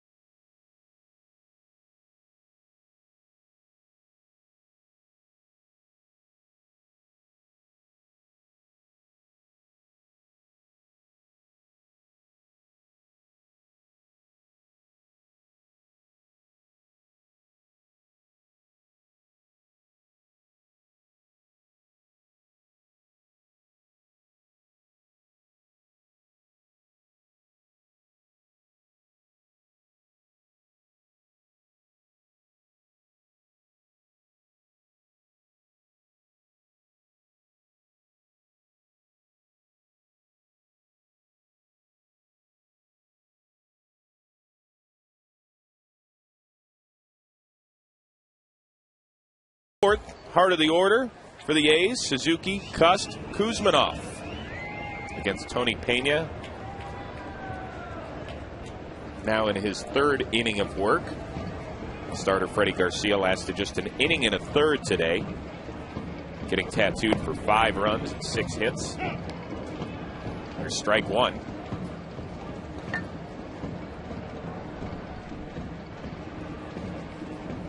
Suzuki 2 for 2 with a pair of singles and a run scored. And there is strike 2. Tony Pena's done a really good job coming in and restoring a little bit of order, getting the White Sox out of a jam in the 2nd inning, and then a quick 3rd.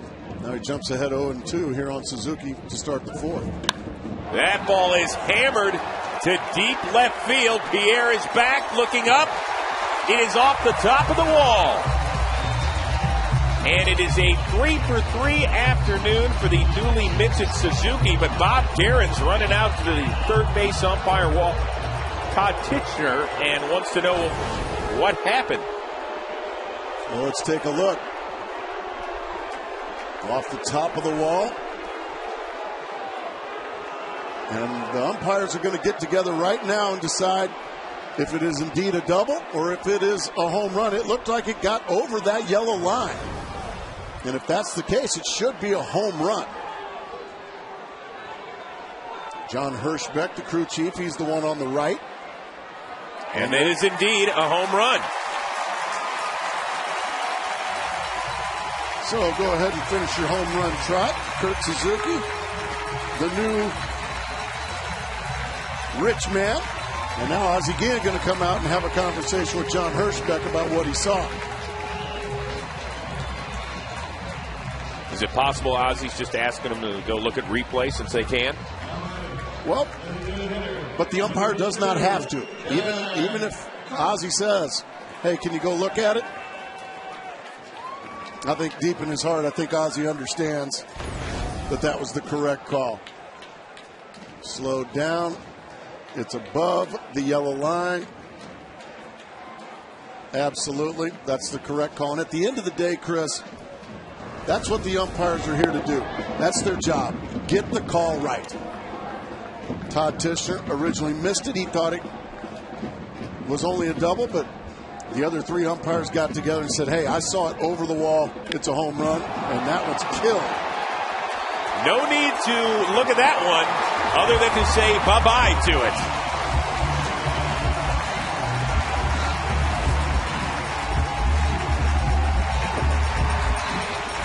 No replay necessary on that one, Chris Rose. Way out of here to right center. Jack Cust on a bit of a home run tear himself now. 5th homer in the last 9 games for Jack Cust, and look at it from Gracie Vision.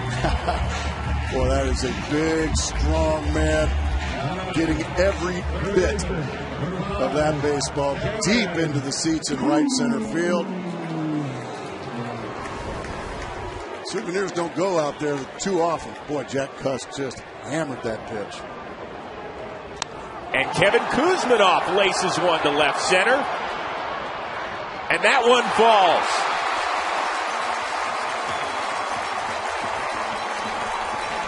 Well, maybe Rios and Pierre got tangled up because they're not used to seeing baseball stay in the yard. Well, miscommunication out there with Rios and Pierre. Some sloppy baseball now being played by these White Sox. That's not going to make Ozzie Guillen very happy. Let's take a look. They both kind of give up on it. And that'll go as a double for Kuzminoff.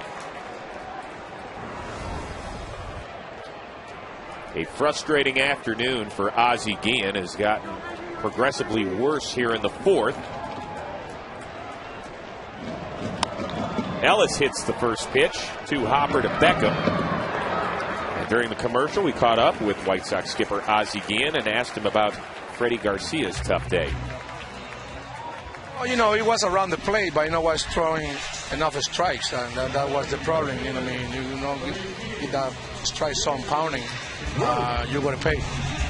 Hey, Ozzie, you've had a lot of success. You've won a World Series championship. Where does this team fit right now as far as the pride you have in what they've accomplished this year so far? Well, the way we're playing, I believe this ball club can do a lot of damage. I don't know, we got a chance now to be in the pennant race with in the Central Division, and how long it can go, we don't know, because I wish the playoffs start tomorrow. Then I will pick this ball club. And meanwhile, we still have a couple months to go. I think the ball club is playing very, very well. When we was 2 months ago, nobody thought we were going to be here. But I always believe things. I think this ball club is always, we have the talent. I think we have the people. I think their pitching staff has a lot of things to do, and those guys got in fire. And we're making a big turnaround, but thank God we're back in the pennant race. Who's throwing stuff at you? Is that Burley? Who is it? Well, Mark Burley, that's always do that. Yeah. It's easy after you throw so well. Yeah, that's true. Okay, buddy. Thanks. All right, guys. Hey, you enjoyed the first 2 innings? Yeah, well, we're off air. We're no longer broadcasting. It took us so long. Oh, good, because I know you bring a lot of material to talk. Take care, Oz. All right, well, during the yucks, Kevin Kuzminoff got caught as Gabe Gross could not get down the suicide squeeze. Kuzminoff is is bringing it down the line. As you can see, Gross couldn't get the bunt down, so the suicide squeeze comes back to haunt. Oh, hold on here. Now they're asking if it was a bunt attempt or not.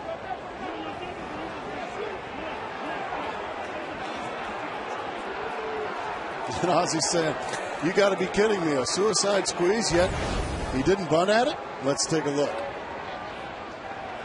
No, he sure didn't. That's the correct call. That is the correct call. And now Ozzy wants some sort of comment from the crew chief, John Hirschbeck.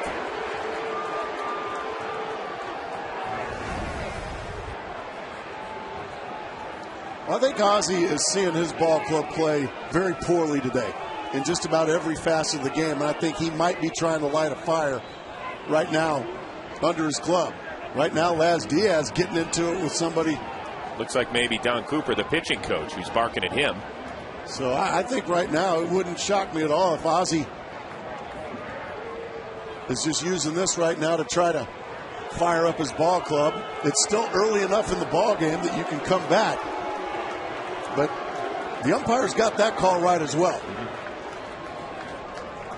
And I think Ozzy will probably have somebody go back and check the replay, and he'll see that Laz Diaz indeed got that call right.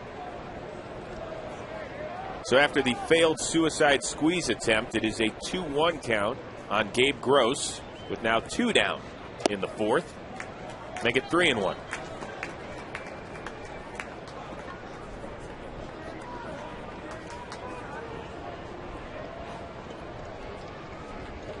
You know, umpires usually only get mentioned when they miss a call, Chris, but 99% of the time they get the call right. And we have to point it out as well when they get the call right. Well, they've done it twice this frame, where they looked at the Suzuki home run, they got together, they got the call right. That's exactly right. And here on the failed bunt attempt, it was indeed a ball, and no offering it to pitch. It's a thankless job. You never have a home game. You get booed everywhere you go. But these guys are the best in the world, and they do a great job. And there is ball 4.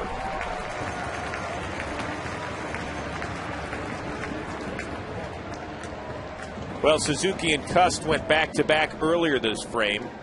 It's the third time the A's have done it this year.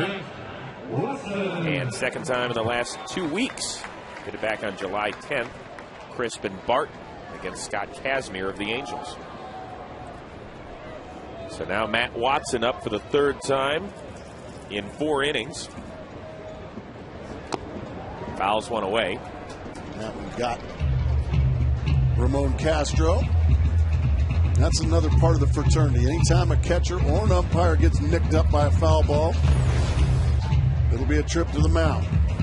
Yeah, he got it right off the finger there. So Laz Diaz goes out and gives Ramon Castro a little time to shake it off. He's okay. It's a fraternity, those guys that wear the masks and the equipment. They know how it feels to get beat up back there.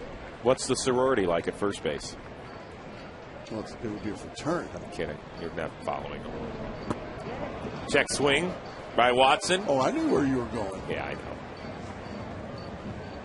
Well, first basemen, they're just always the best athletes on the field.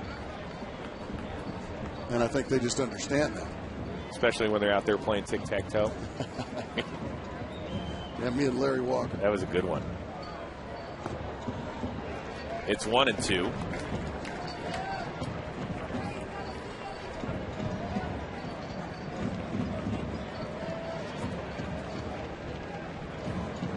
Watson with 100 career home runs in the minor leagues. His first big league homer this week. That one gets away from Castro, but not far enough for Gross to move on to second.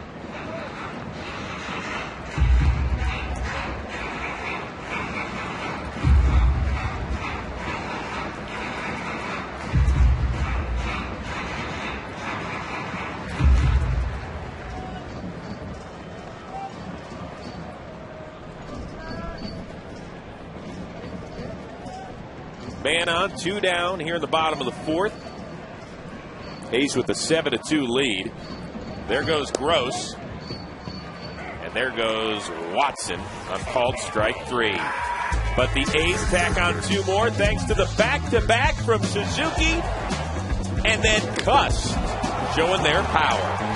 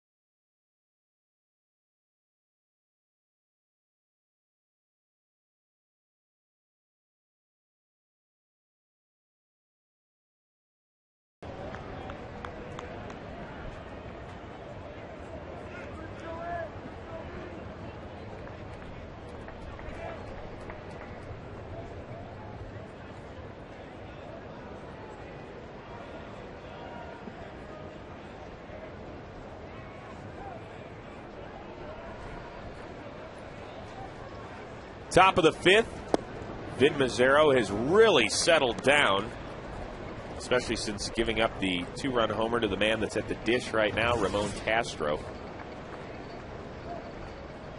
Very economical the last few innings. After a long first inning, even though he put up a 0, he had to throw 30 pitches. We talked with Bob Guerin. He said he was certainly concerned about the pitch count, but boy, he has really settled in nicely, as you said, Chris. I don't think that's much of a concern anymore.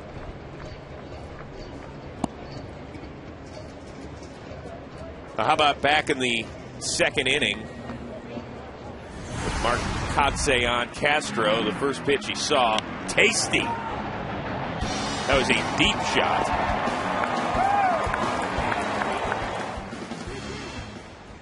That has been the only blemish so far for Vin Mazzaro. And a leadoff walk for Castro here in the 5th. Time for our Verizon game summary. And this one all about what Freddie Garcia couldn't do this afternoon, Mark. Isn't that amazing? Shortest start of his career. And how about those 1 through 5 batters in the Oakland A's lineup? When you can string it together like that, it's easy to see why they've got 7 quick runs in just 4 innings. And the one out was a sacrifice bunt from Coco Crisp. Garcia still out there supporting his teammates. I love to see that. Your fair share of guys disappear? Oh, man, absolutely. That chafe you a little bit? Well, yeah. Yeah, it does. You know, a pitcher goes out there, and as a former position player, you know, you go out there and you have long innings.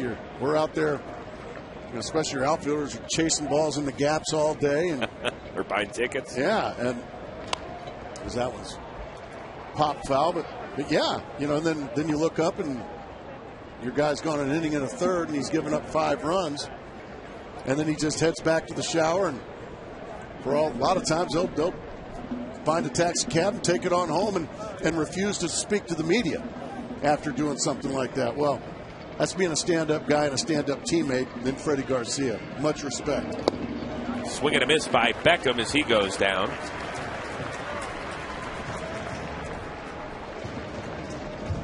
Back to the top of the order with Juan Pierre. 0 for 2 on the afternoon. Now batting, number 1, Juan Pierre.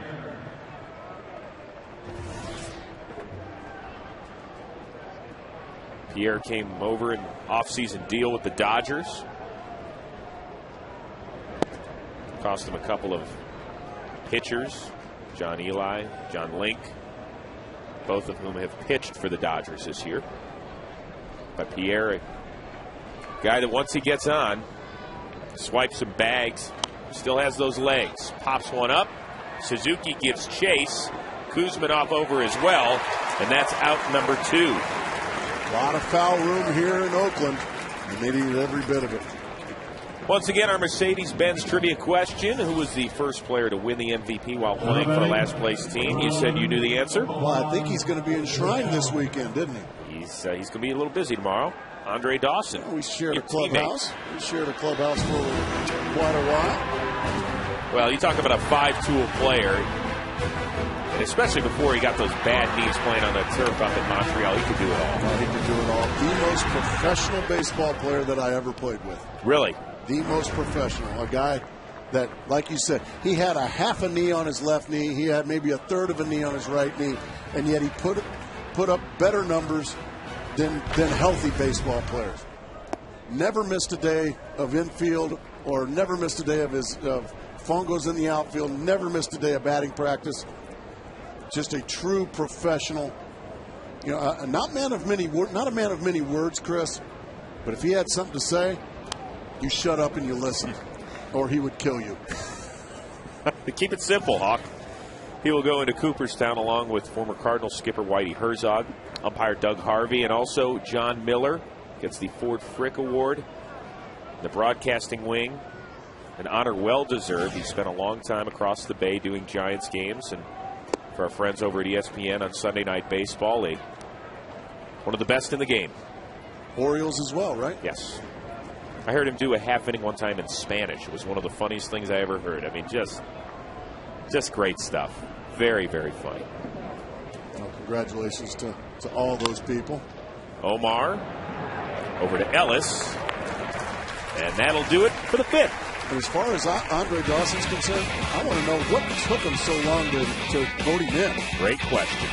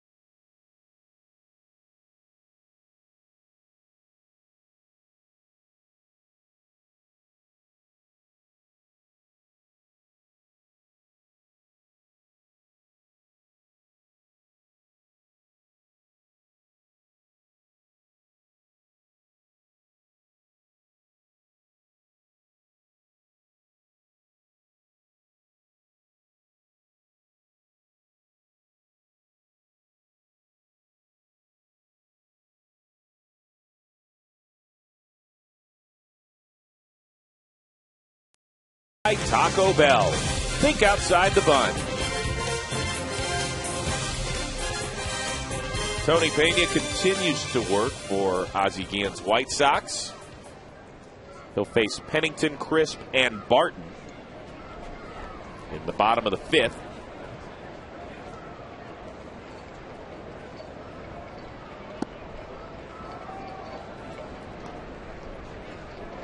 A's with 7 runs on 10 hits. They chased Sox starter Freddie Garcia after just an inning and a third. The shortest start of his career. 1 hopper to Pena. And there's 1 down. Time right now for a DirecTV game break. Mark, throw it to Chris Rose. Let's throw it down to Chris Rose. All right, thank you, Mark. In Philly, Ryan Howard with the bases loaded. Gets it down the first base line. That's going to score 1. That's going to score 2. 3 Phillies. 5th triple of the season for Howard, and Jimenez was gone after just 2 innings of work and giving up 6 runs. Remember, to see every baseball game in HD, it's 1-800-DIRECTV. And how about Wheels Howard? 5 triples already. Good to have you back, Chris. No, thanks. Liner to Ramirez, and there's 2 down. How about Ubaldo Jimenez? He's started to struggle. His last 5 starts or so, he was a starter for the National League in the All-Star game.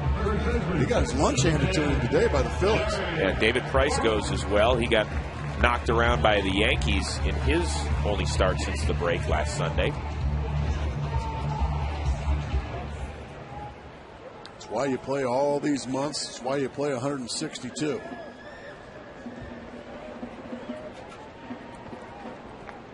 Two down for Derek Barton.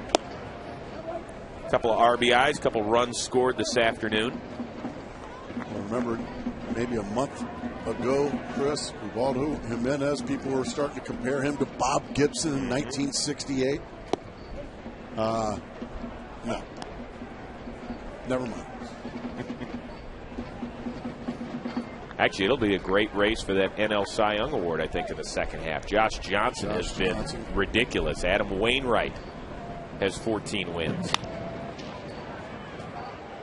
Beckham gloves it. And it is the first 1-2-3 inning for the White Sox. We're off to the 6th. 7-2 A's.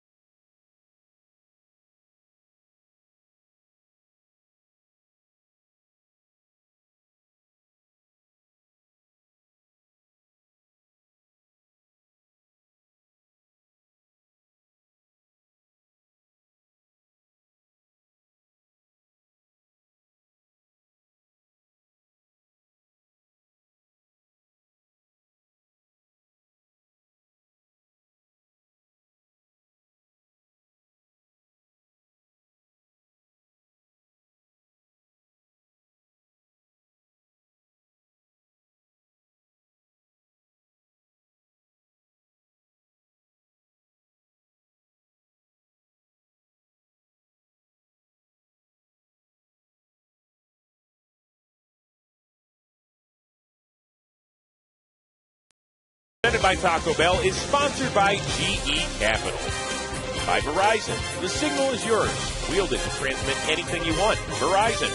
And by Chevrolet. Every model is backed by a 100,000-mile, 5-year powertrain limited warranty. Mark Grace, we have made it to the 6th. Part of the order for the White Sox.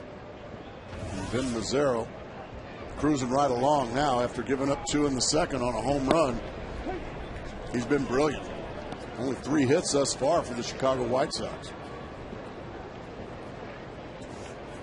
One of those by Alex Rios back in the first. And Mazzaro falls behind. So once again, the A's place right-hander Ben Sheets on the DL, retroactive to the 20th of July, so that would seemingly take him out of trade talk, at least for now. Well, I think without a doubt. Well, but once again, he can get dealt after the July 31st situation. Exactly. Right. You have to pass through waivers. It's a complicated thing to explain. But the A's, they like his leadership. They like what he means for this young staff, as Rios draws a leadoff walk. But if and when Sheets gets healthy, then you've got seemingly 6 starters for 5 slots. Then what happens? Well, you're not going to start 6 guys, so somebody's going to have to take a seat. And right now, I would imagine whoever that is. I mean, Ben Sheets, you don't know how long he's going to be out. But it's a good problem to have, but it's still a problem. Somebody's going to be unhappy heading to the bullpen. Paul Konerko looks at strike 1. I mean, they've got this very young, solid starting staff. Brett Anderson's going to go on his final rehab assignment tomorrow, and then should be slated to make his next start against these White Sox, perhaps on Friday. Dallas Braden will go tomorrow. He was just activated off the DL this week. Gio Gonzalez, solid for them. Trevor Cahill made the All-Star team. And now Vin Mazzaro has been their best pitcher over the last month. Yeah, you would think, I would guess the odd man out would probably be the now injured Ben Sheets. All he's done has been a multi-all-star, Ben Sheets. Now, he missed all of last season, given a 1-year, $10 million deal by Oakland. A lot of people thought perhaps they signed him in order to be a trade chip down the line. Possibly. You can't trade a man when he's on the disabled list. The 0-2 pitch to Konerko, slapped foul.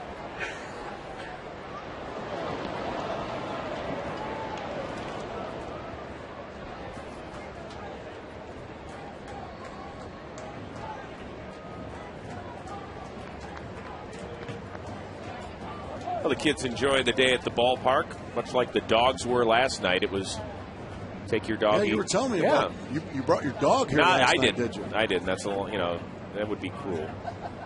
Ship them all the way from L.A. That's not nice. But there were a lot of dogs in the outfield enjoying the evening. A lot of them get dressed up for the festivities too. Like dressed up like the A's elephant.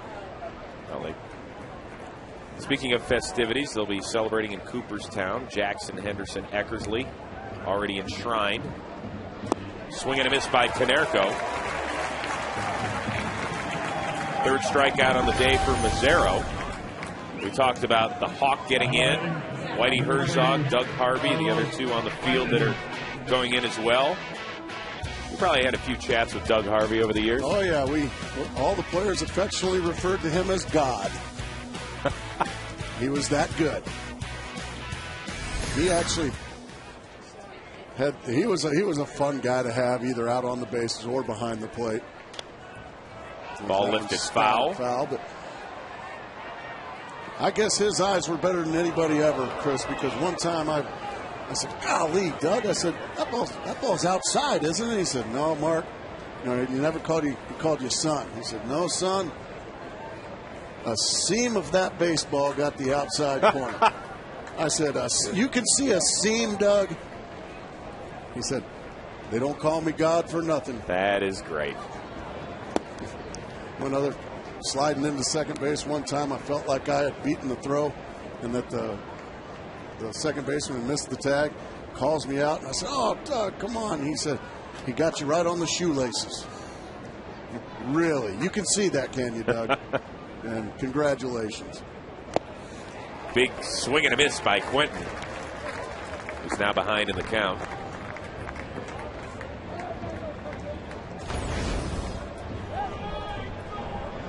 That bat flying through the zone, but he couldn't catch up with the fastball from Vin Mazzaro. Can't hold up, and Quentin is gone. Back-to-back strikeouts for Vin Mazzaro.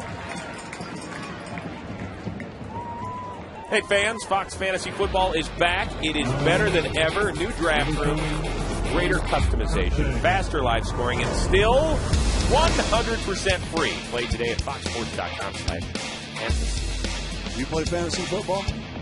Yeah, I'll tell you why I don't. Oh, you don't? It's the only... I don't play fantasy sports because I root for my own teams where I'm from, and I can't ever pick guys against in case they play my teams. That's a great point. But most people do, and for years people have begged me to get in, and so I can understand why people love it so much. Well, I think they beg you to get in because they want your money. Yeah, well, that too. But that's free fantasy football here on foxsports.com. Oh, that's true. You play? Well, you have side bets. That's what I'm talking with your buddies. Do you play? I used to. Didn't last year. I took a year off because year in and year out, my teams stink. New GM, man. That's I need to fire myself, exactly.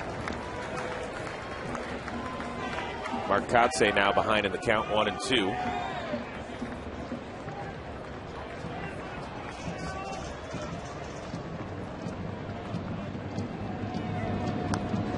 Kotze stays alive.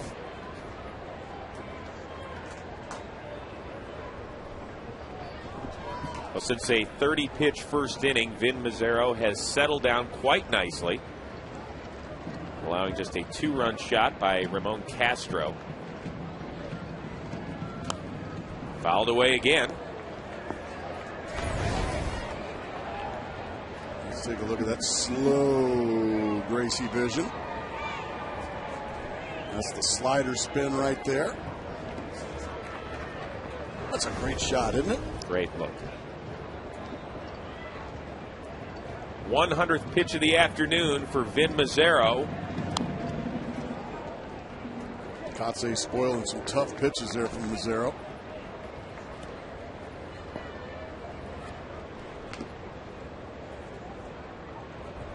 And no sooner out of your mouth is that 100 pitches as the A's bullpen starts to get busy. Brad Ziegler up and warm.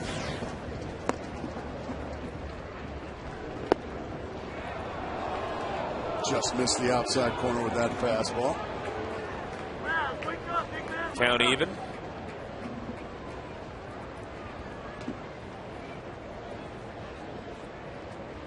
The 2-2 by Mazzaro. And he strikes out the side. Any A's questions lead about it? this kid? No, sir. A's lead it 7-2. Watching the tide roll away.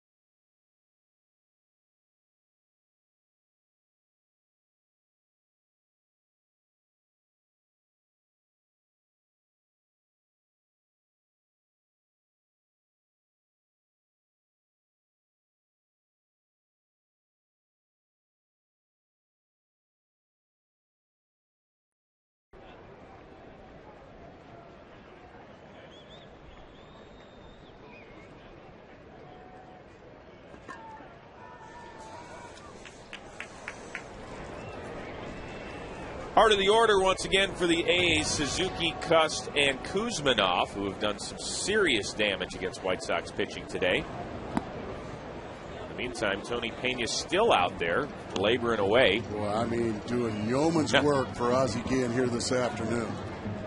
Took over with 1 out gone in the second inning. Has given up a couple of homers, including one to Suzuki. But has really given Ozzie Guillen some innings, and even if it's a lost cause today, and there's still time for them to get back in this one. Certainly, but Ozzie Guillen's got a bullpen that has just been terrific all year long. And right now, Tony Peña doing a great job of saving some guys out in that bullpen, possibly for tomorrow. He'll still have a fresh bullpen. That's all part of the big picture over the course of a season. If you can get a guy like Tony Peña to go out and give you 4 or 5 innings here this afternoon on a short start by Freddie Garcia, boy, that helps so much in the big picture. And a 4-pitch walk to get things going here in the 6th. Well, we mentioned that the only blemishes from Peña were that Suzuki originally ruled a double. Umpires got together, then said it was his 11th homer of the year, and then Jack Cust with a no-doubter, his 5th in the last 9 games. So the A's went back-to-back for the 3rd time this year.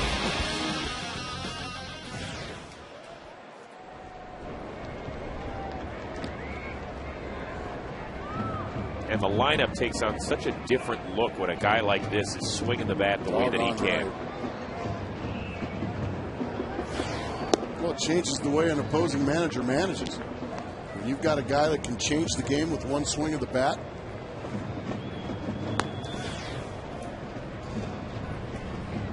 There, Threet's the left-hander.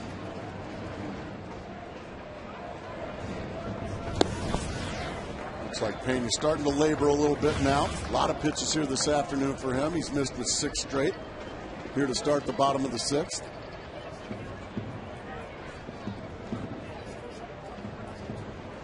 Cust, originally a first-round pick of the Arizona Diamondbacks in 1997.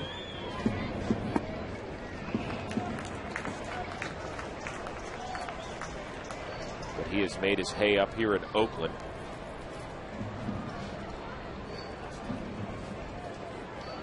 Seven straight balls from Tony Peña to start the 6th.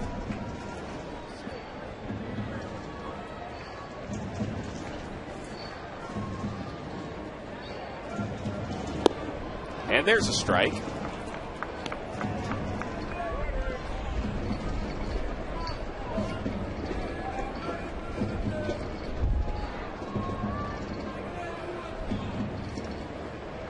The 3-1 delivery. First to throw over. Tony Peña approaching his career highs in innings worked in a single game.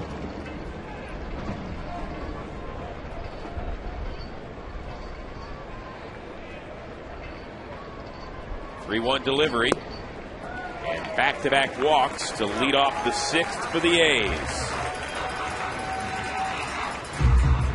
What teams around the league are competing for a $200,000 Pepsi Refresh grant? Vote for your team's idea at pepsirefresh.mlb.com. Well, Ramon Castro on his way out to have a conversation with Tony Peña, and I would imagine this is wasting a little time for Threets to get ready in the bullpen, which I think he is. I think Ozzie's waiting to see if his left-hander is ready. I don't think he's gotten the signal yet that he is, but he's on his way out anyway. There he comes. And it'll be a slow, deliberate walk. Nonetheless, a solid job by Tony Peña today in middle relief. Came on with 1 out in the 2nd. He will leave with nobody out here in the 6th, you would imagine. Taking the last Diaz, John out there.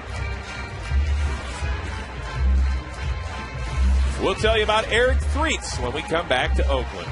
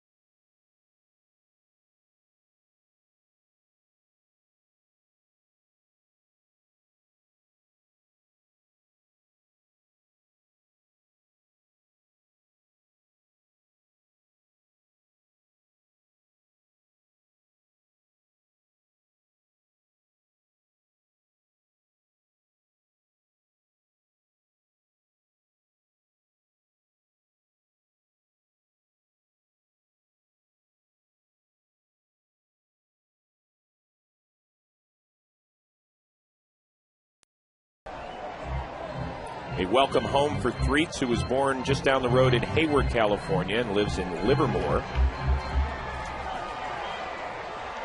On for the 6th time this season.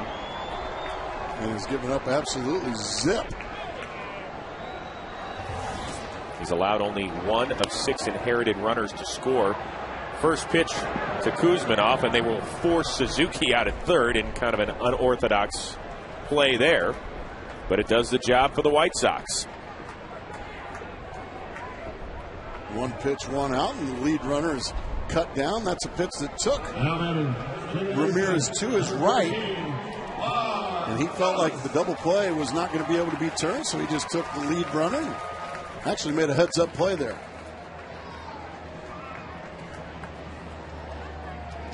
Two on for Mark Ellis. 0 for 3 on the day. Threet's a guy that was drafted by the San Francisco Giants in the 7th round back in 2000. It took him 7 years to make it to the big leagues. Tapped foul. Big, hard throwing left-hander. Had shoulder surgery in 2004, missed the entire season. Finally made it up with the big club with the Giants for 3 games in 07, another 7 in 08. Last shot with the Sox this year.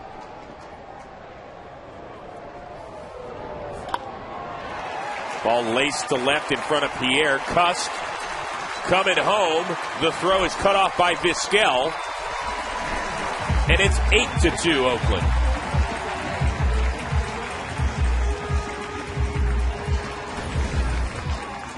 Well, a fastball down and in. Marquez just goes down and cuts it right off. Bang, a quick short swing. Out to Juan Pierre. Juan Pierre has a below average throwing arm, so bringing him all the way was Mike Gallego, the third base coach for the A's. And like you said, Chris, it is now an 8-2 ball game. Well, it seems like every time Gabe Gross is up, there's 2 or 3 guys on. Hit a number for a base hit and an RBI back in the 1st. Struck out with a man on in the 2nd. Walked in the 4th.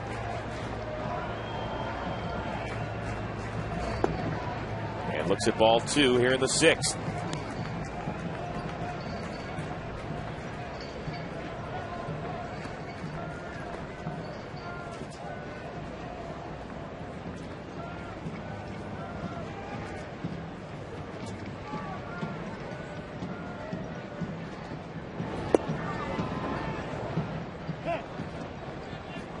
.94-mile-an-hour heater from Threets. Oh, he's got a very good arm.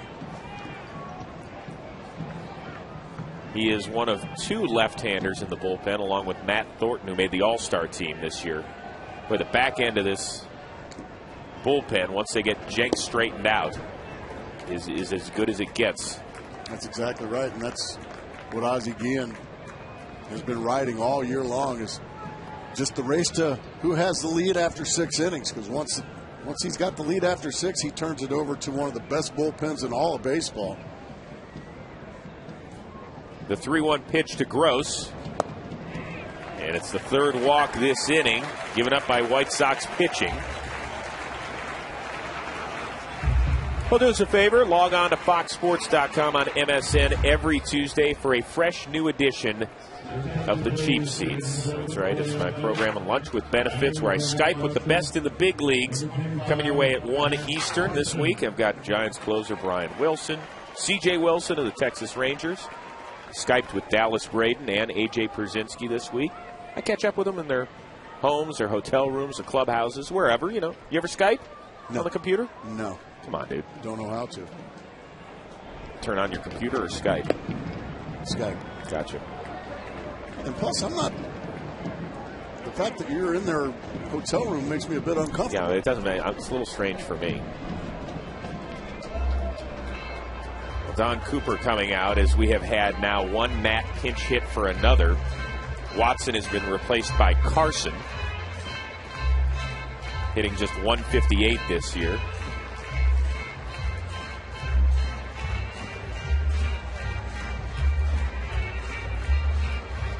Well, Major League Baseball is proud to support Stand Up to Cancer. Visit standup2cancer.org to learn how you can help us in the fight against cancer.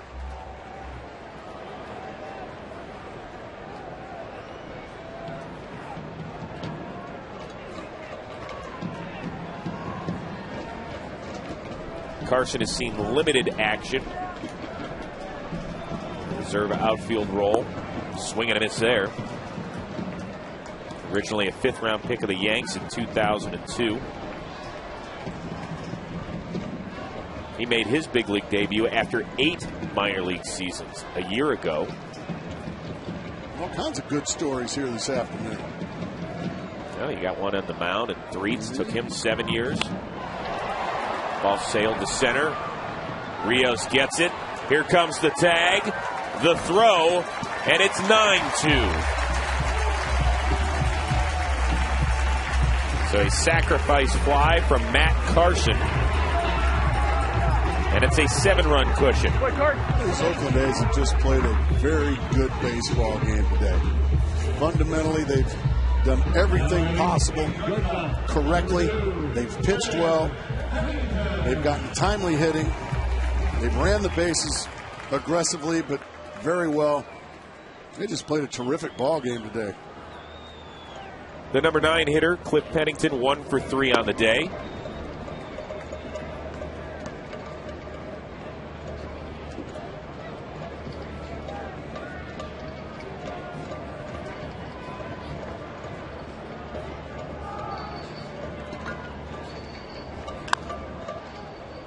One laced foul. So the line on Tony Pena is over for this afternoon. 3 2/3 innings, gave up 4 earned, walked 4, but did eat up some innings for Ozzie Guillen's crew. And that's the most important thing right now. Swing and a miss there. Nice breaking ball there from the big left-hander.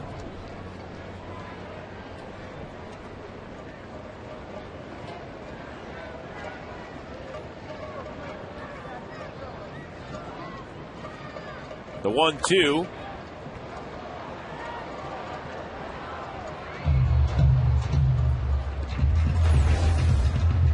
Let's take a look at that breaking ball grip on Gracie Vision. Yeah. I like you in the coat and tie, Chief. That is very you. That's what back when I had some hair, too. What was that, class photo day? That was a senior picture, yes. Nice. Where's the corsage? Fouled away again by Pennington. The powder blue tux and the cummerbund. Yeah, it was bad luck. Yeah. Gracie Vision once again. We slow it down significantly because of your tremendous speed. Yeah, I think that might be a little faster than I was. But... And there is a called strike 3 by Laz Diaz. Even Laz is starting to get tired. The A's tack on 3 more. We'll return to Oakland after a word from your local Fox station.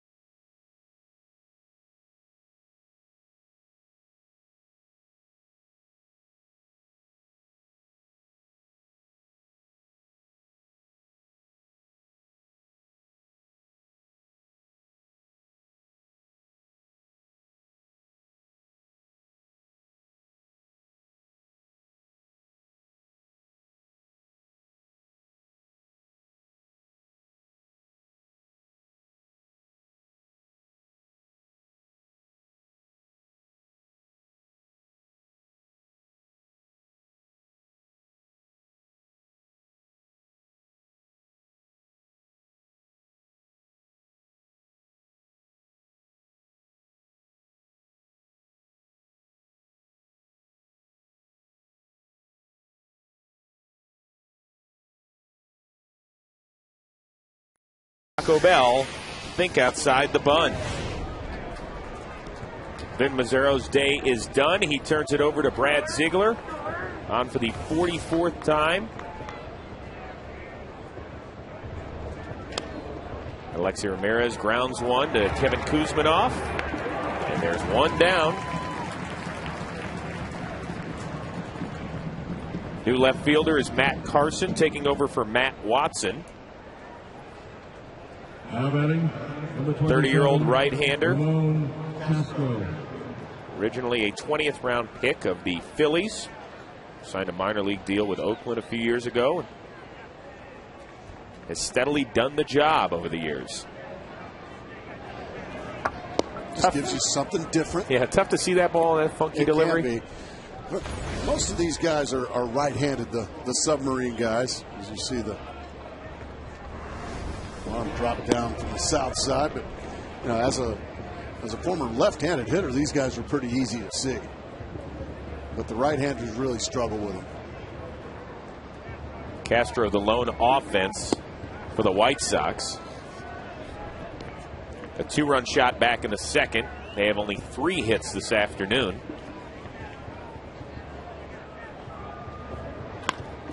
Right back up the middle, gloved by Ziegler. And there's 2 down. Well, now it's time for our Just for Men Keep Your Edge Spotlight. And Vin Mazzaro, 30 pitches in the first inning, gave up the 2-run homer to Castro in the second, but after that, the man was gold. He was absolutely lights out. Just an assortment of sinkers, breaking balls, change-ups. Really, after the first 2 innings, he just really dominated this very hot White Sox ball club. And just as Vin Mazzaro gave the A's the edge, you too can keep your edge with Just for Men mustache and beard. Gordon Beckham gets one into the corner, and Beckham is going to end up at second with a 2-out double.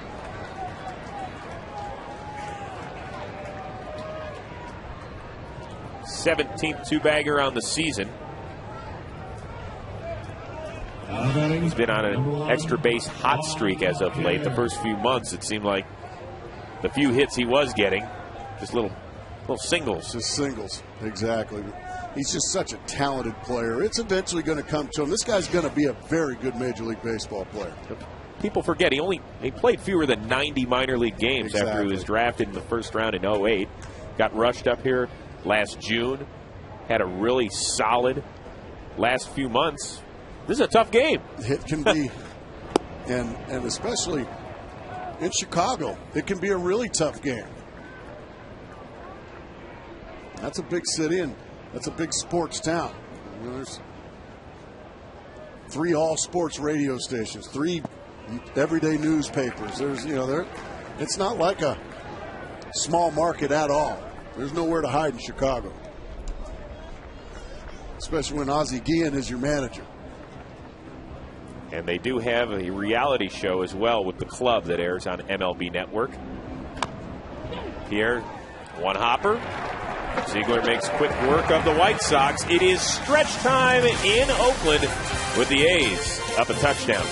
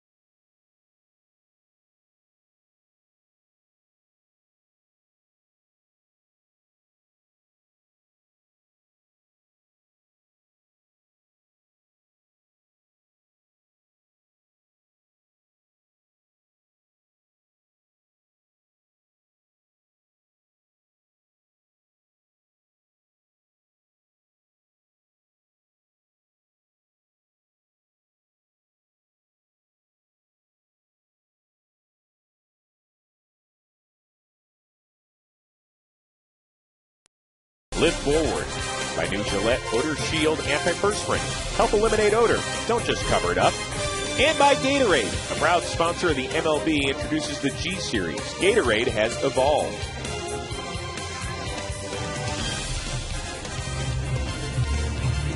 Bottom of the 7th in Oakland. A's taking it to the White Sox. Brett Lillibridge has taken over for Alex Rios in center. And Diane Viciedo, the 21-year-old, has taken over for 43-year-old Omar Vizquel. I am nominating that for biggest age gap difference replacement in a game. Is that an Emmy category? It should be. Okay. Coco Crisp, 0 for 1. And get tested. He finds the kid early on. All right, time right now for a DirecTV game break, and let's send it to Chris Rose. All right, Chicago's other team, it's Starlin Castro of the Cubs, his 3rd homer of the year, as they're taking on the Cardinals. And then this one gets past Yadier Molina. His throw to Blake to Mitchell Boggs is no good. And that's going to score 2 Cubs on the day. They win it 6-5 at Wrigley. And, of course, the big news this week on the north side is that Lou Piniella says he is shutting it down after this season. Baseball's going to miss Lou. I'm sure we'll still see him around. He said he's 67 years old and it's time to look at other things. Been in professional baseball since 1962, Chris. You going to throw your name in that hat for manager of the Cubs? I like it up here just fine, thank you. I mean, I think you talk to guys around the league and whether or not it's more difficult to manage in a place like that where they haven't won it since 1908. I mean, you know it as well as anybody. Is it tougher to manage there than other I think places? It can be. Yeah, I think it can be because now there's expectations on the north side of Chicago. They've raised that payroll significantly since my playing days there. Now they're one of the highest payroll teams in the National League. And with that is going to come expectations. And ever since they were beaten by the Florida Marlins to go to the World Series, I mean, there have been expectations on the north side of Chicago. So whoever gets that job, Cub fans, I don't think they want to be referred to as the lovable losers anymore. They want to change that. Well, the 3-2 pitch from Eric Threets to Derek Barton. And that is called strike 3.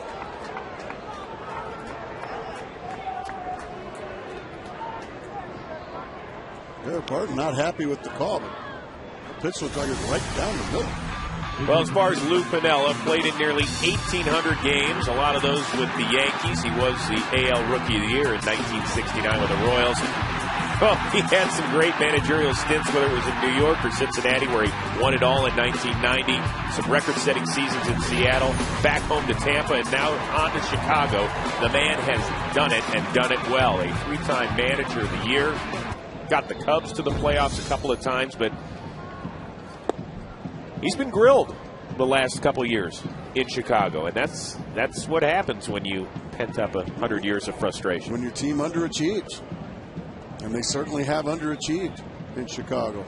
That shot where he threw the bases, the manager of the Reds, that was, I was the first baseman. Were you? When he did that, yes. And your reaction? I was, oh my gosh, Lou. You blew a gasket. Do you have to dodge it? No, I was nowhere near. He was arguing with old Dutch Renner, old umpire. And he just got so frustrated he had to take the base and heave it. Suzuki taps one foul. But, the new manager, the younger managers, they don't do that anymore. You don't see just blow-ups like that anymore like you saw with Earl Weaver and you saw with Tommy Lasorda or Lou Piniella. Billy Martin. Yeah, Billy Martin. These young guys in their 30s now. They think they get out there and ask, it's politically correct now. You can't lose your mind out there anymore. Like, I like to see it. I think it's a great part of baseball. Oh, yeah. Umpires and managers, yeah. Entertaining. Up the middle. Beckham to his right. Gloves, throws. And a quiet 1-2-3 inning. Did somebody say quiet? Okay. Gracie, dodge that thing. Look out, brother. Go get it.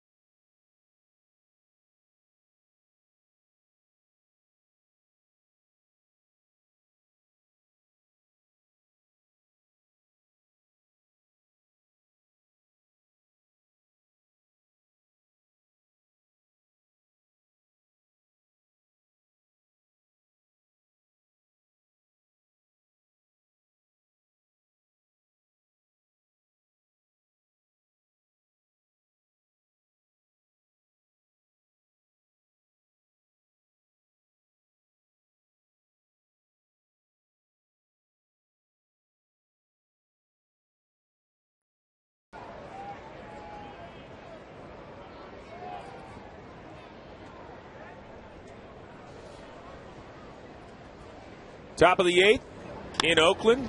Diane Viciedo lines the first pitch. Brad Ziegler out to right. And there is one down. 1 week from today, it is the trade deadline. And let's turn it over to our baseball insider, Ken Rosenthal, who has the latest on the wheelings and dealings.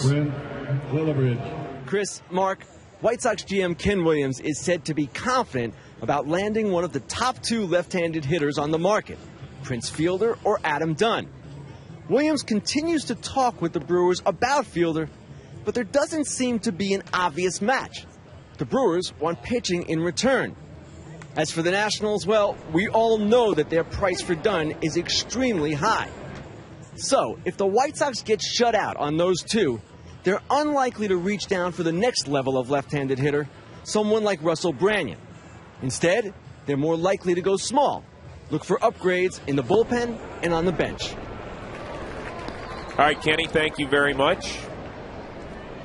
The problem in dealing for Fielder is the fact that after 2011, he becomes a free agent, and Scott Boras is his agent. He's due to make a lot of money.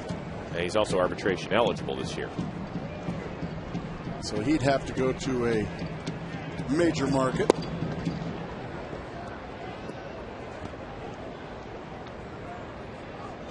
Brent Lillibridge took over for Alex Rios in center. This is his first plate appearance.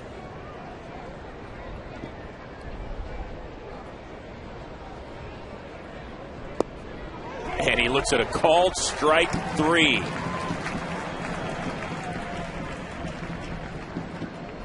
Ziegler with his first strikeout of the afternoon. Number 14, Paul Carrico. And that'll bring Paul Konerko to the dish. 0 for 2, a walk, a pair of Ks.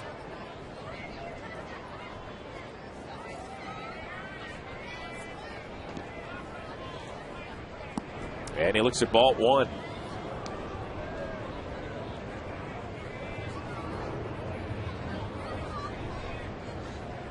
This one has been all A's today. Vin Mazzaro, Oakland starter, shutting down the White Sox. Gave up just a 2-run shot to Ramon Castro back in the second. Allowed only 2 other hits the rest of the afternoon in 6 full innings.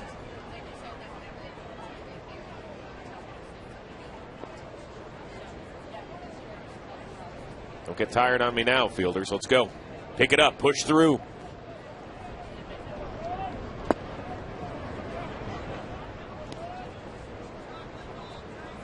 Konerko, a career .205 hitter in this stadium.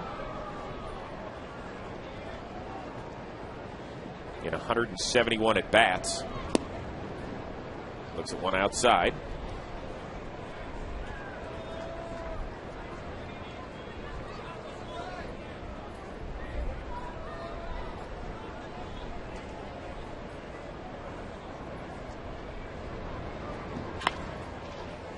Pennington gets in front of it.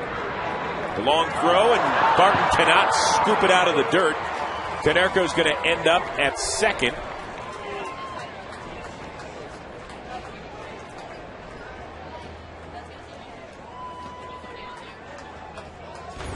And it's a 2-base error on Pennington. Pennington with a strong arm, but he bounces it over there. And Derek Barton on Gracie vision. And not even with the ball coming that slowly can Derek Barton get a hold of it. Watch the head come up. See, he takes his eye right off the ball. That's why he whiffed it. Well, Gracie vision just doesn't lie, does it? No, it sure doesn't. It'll catch you. It's like HD TV on a television anchor. It'll get a lot of flaws. Tapped foul by Quentin. Yeah, some of those rascals just aren't HD friendly, are they? It's changed the industry a little bit, hasn't it, brother? That's why they limit our number of on-camera appearances. You got that right. Yeah, you don't want to frighten the viewers too much. Bad enough they got to listen to us. You don't want them to get the double whammy.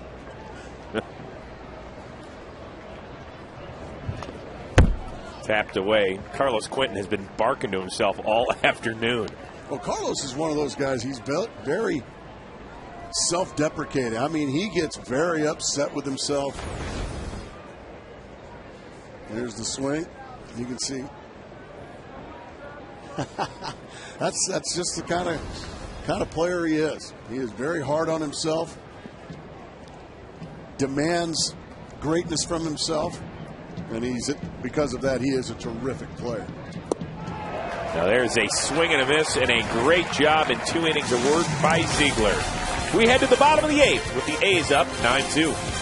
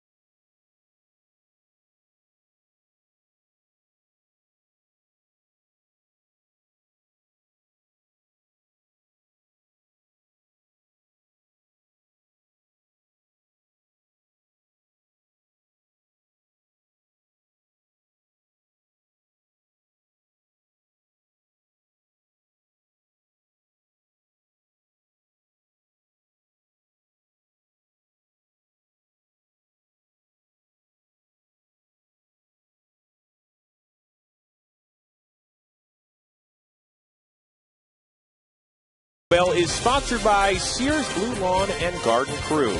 By Geico, 15 minutes could save you 15% or more on car insurance. And by DirecTV. To get the best quality picture and sound for your flat screen, switch to DirecTV today. And for the third time today, the White Sox have switched pitchers. It is Scott Linebrink on the mound to face Cust, Kuzminoff, and Ellis. 29th game for the 33-year-old right-hander. Throws a lot of fastballs, does Linebrink. We've got something loose out in the outfield and right field. That's a baseball. A.J. Przinsky will go get it. He's the bullpen catcher today. Linebrink has started to straighten things out. No runs allowed in his last 6 appearances. That one ripped foul.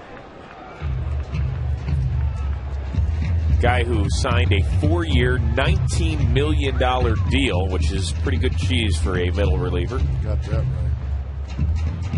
But it's been a struggle. Yeah, it has been a struggle. He was lights out for a while for this team, and then something happened. But really, really struggled over the last year or so. Well, what happens, Chris, is you've only got so many bullets in that right arm, or if you're left-handed, the left arm. You know, not everybody can throw in the mid-90s in their 40s like Nolan Ryan did, or throw in the low 80s in their mid-40s like Jamie Moyer does. But yeah, just after a while, this game will take a toll on you, especially a pitcher's arm. And I think guys like Linebrink, once in a while, they'll just lose a foot or a foot and a half off their fastball, and they just become a lot more hittable. Best year was with San Diego in 05, 8-1, a 1.83 ERA. That ball is tattooed by Cust. Second homer of the day for Jack Cust. And his 6th in the last 9.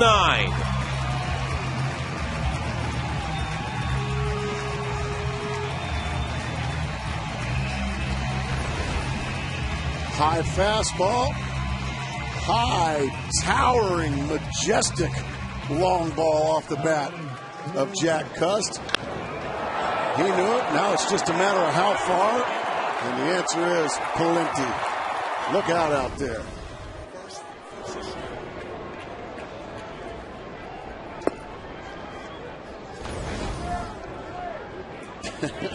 Once again, crazy vision. Boy, what a beautiful high finish. A strong man making that kind of contact. It's going to equal some distance.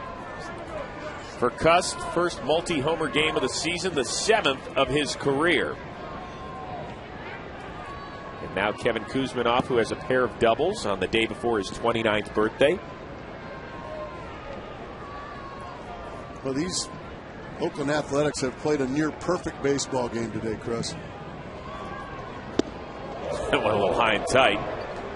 A little old school right there. A guy hits a ball in the seats in front of you. I might have to make the next hitter move his feet a little bit. Nothing wrong with that.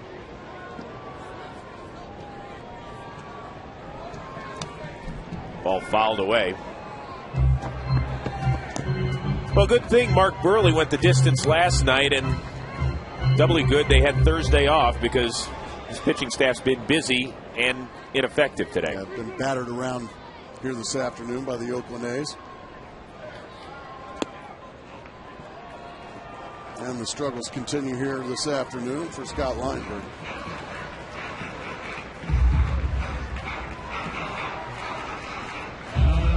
Well, I did see both J.J. Putz and Matt Thornton getting up in that bullpen, but maybe that was just for them to get a little stretch out there. Say there's really no reason to bring those fellas into this one. Those guys have been gems this year. Thornton made the All-Star team for the first time. Putz 25 straight games without allowing a run, which is a franchise record.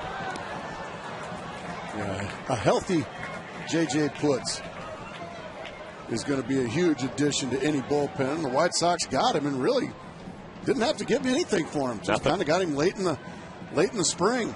Oh, by the way, you want to come play for us? Sure.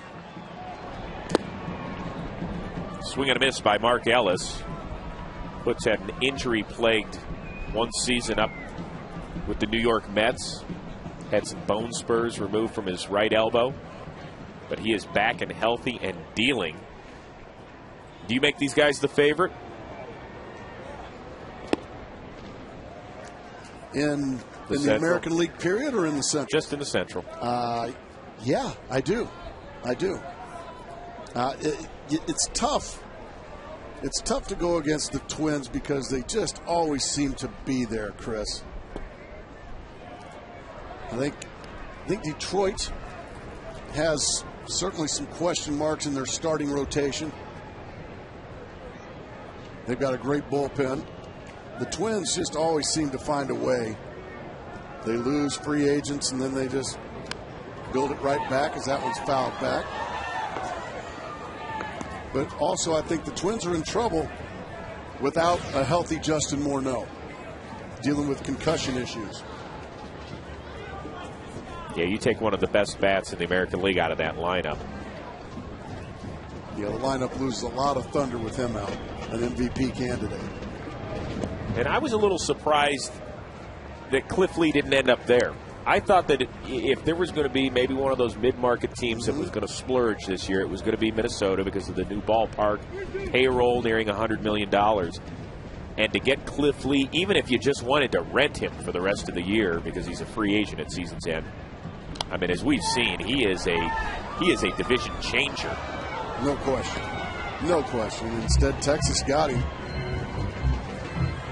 Boy, the Rangers have just been absolutely fantastic. 7-game lead here in the West. But the A's trying to climb a little closer here. Ball hit to Viciato. Good scoop by Beckham. Can't turn it, but they do get the one out at second. That was a really solid play by Gordon Beckham. That was a great play by Gordon Beckham. Right fielder, number 18. From Gracie vision. Yeah, there's the pretty backhand. But that's where the prettiness ended because the throw was into the dirt. Beckham had to make a great play just to get the force out at second base. Viciato, just a kid, only 21 years old, defected from Cuba, lives down in the Dominican now. As Gabe Gross steps to the dish.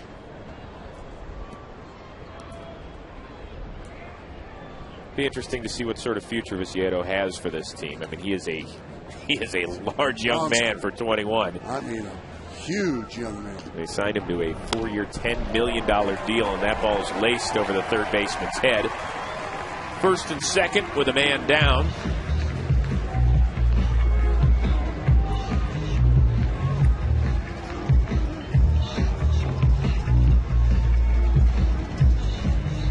Automatic left fielder, number 25, Matt Carson. And so now Matt Carson, who pinch hit back in the 6th for Matt Watson, and lifted a sac fly.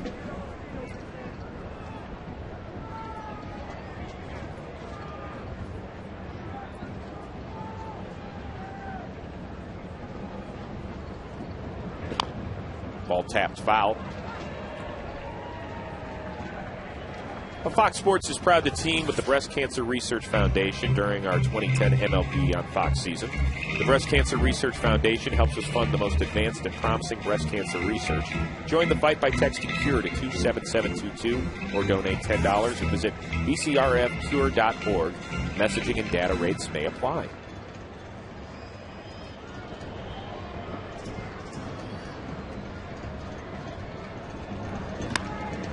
Ball lifted to right center. Quentin on the track. There's 2 outs as Ellis tags and moves to third.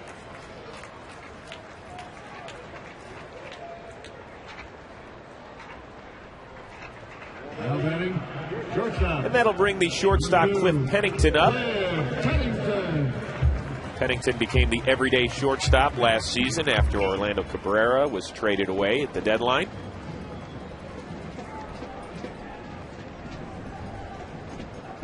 And another young, solid, if unspectacular. Strike one. But defensively, he makes the plays. And offensively, he gives you enough.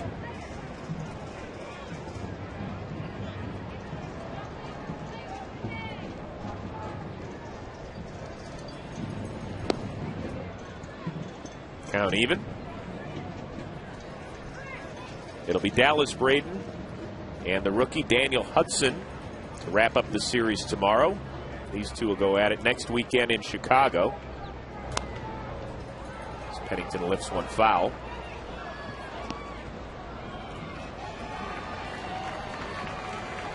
Tough stretch for the A's over their next 15. They get Chicago twice. They get Texas twice. They'll know where they stand over the next few weeks. But also, if you're going to catch Texas, you gotta play them. You gotta beat them. You gotta play them and beat them.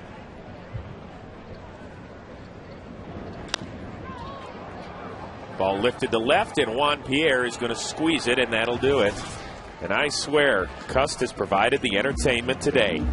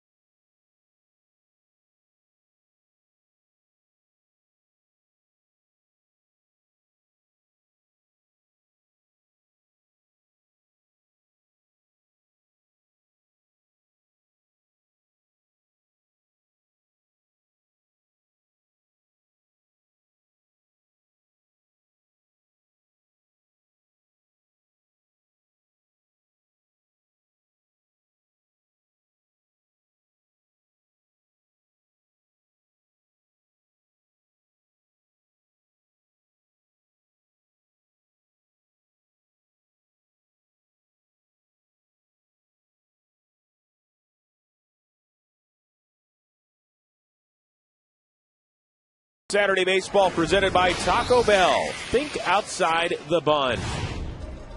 Last chance for the White Sox. Kotze, Ramirez, and Castro against the new A's pitcher, who is right-hander Ross Wolf.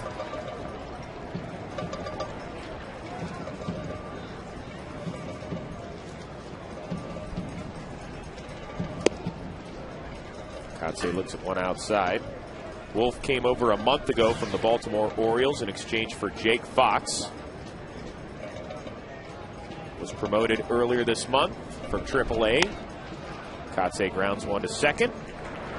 There's one down. We want to thank Mark Kotze for wearing a microphone for our sounds of the game at first base for the White Sox, and apparently he's been looking at his watch all day. I think I was in my hotel room by now. We played 150 yesterday, something like that. That's what happens when you get on Fox. Oh, it's always the networks. That's funny. That's good humor.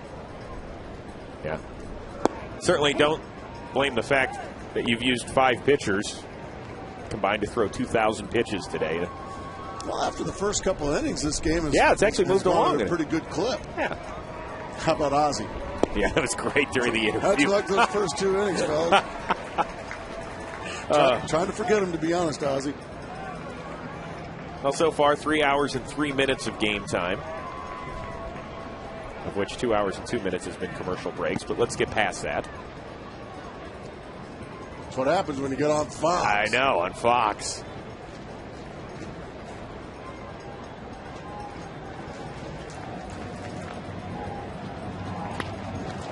Knocked down by Wolf. And there's 2 down. Well, tonight on Fox, coming up at 8 Eastern, Cops, followed by America's Most Wanted. So, Mark Kotze, feel free to tune in, your local Fox affiliate, and watch that if you'd like. Ramon Castro. Last chance for the man who has supplied the lone runs today for the White Sox, Ramon Castro, a 2-run homer back in the second. And line to Pennington, and that's going to do it. We'll be back to Oakland, where the A's have won it right after this.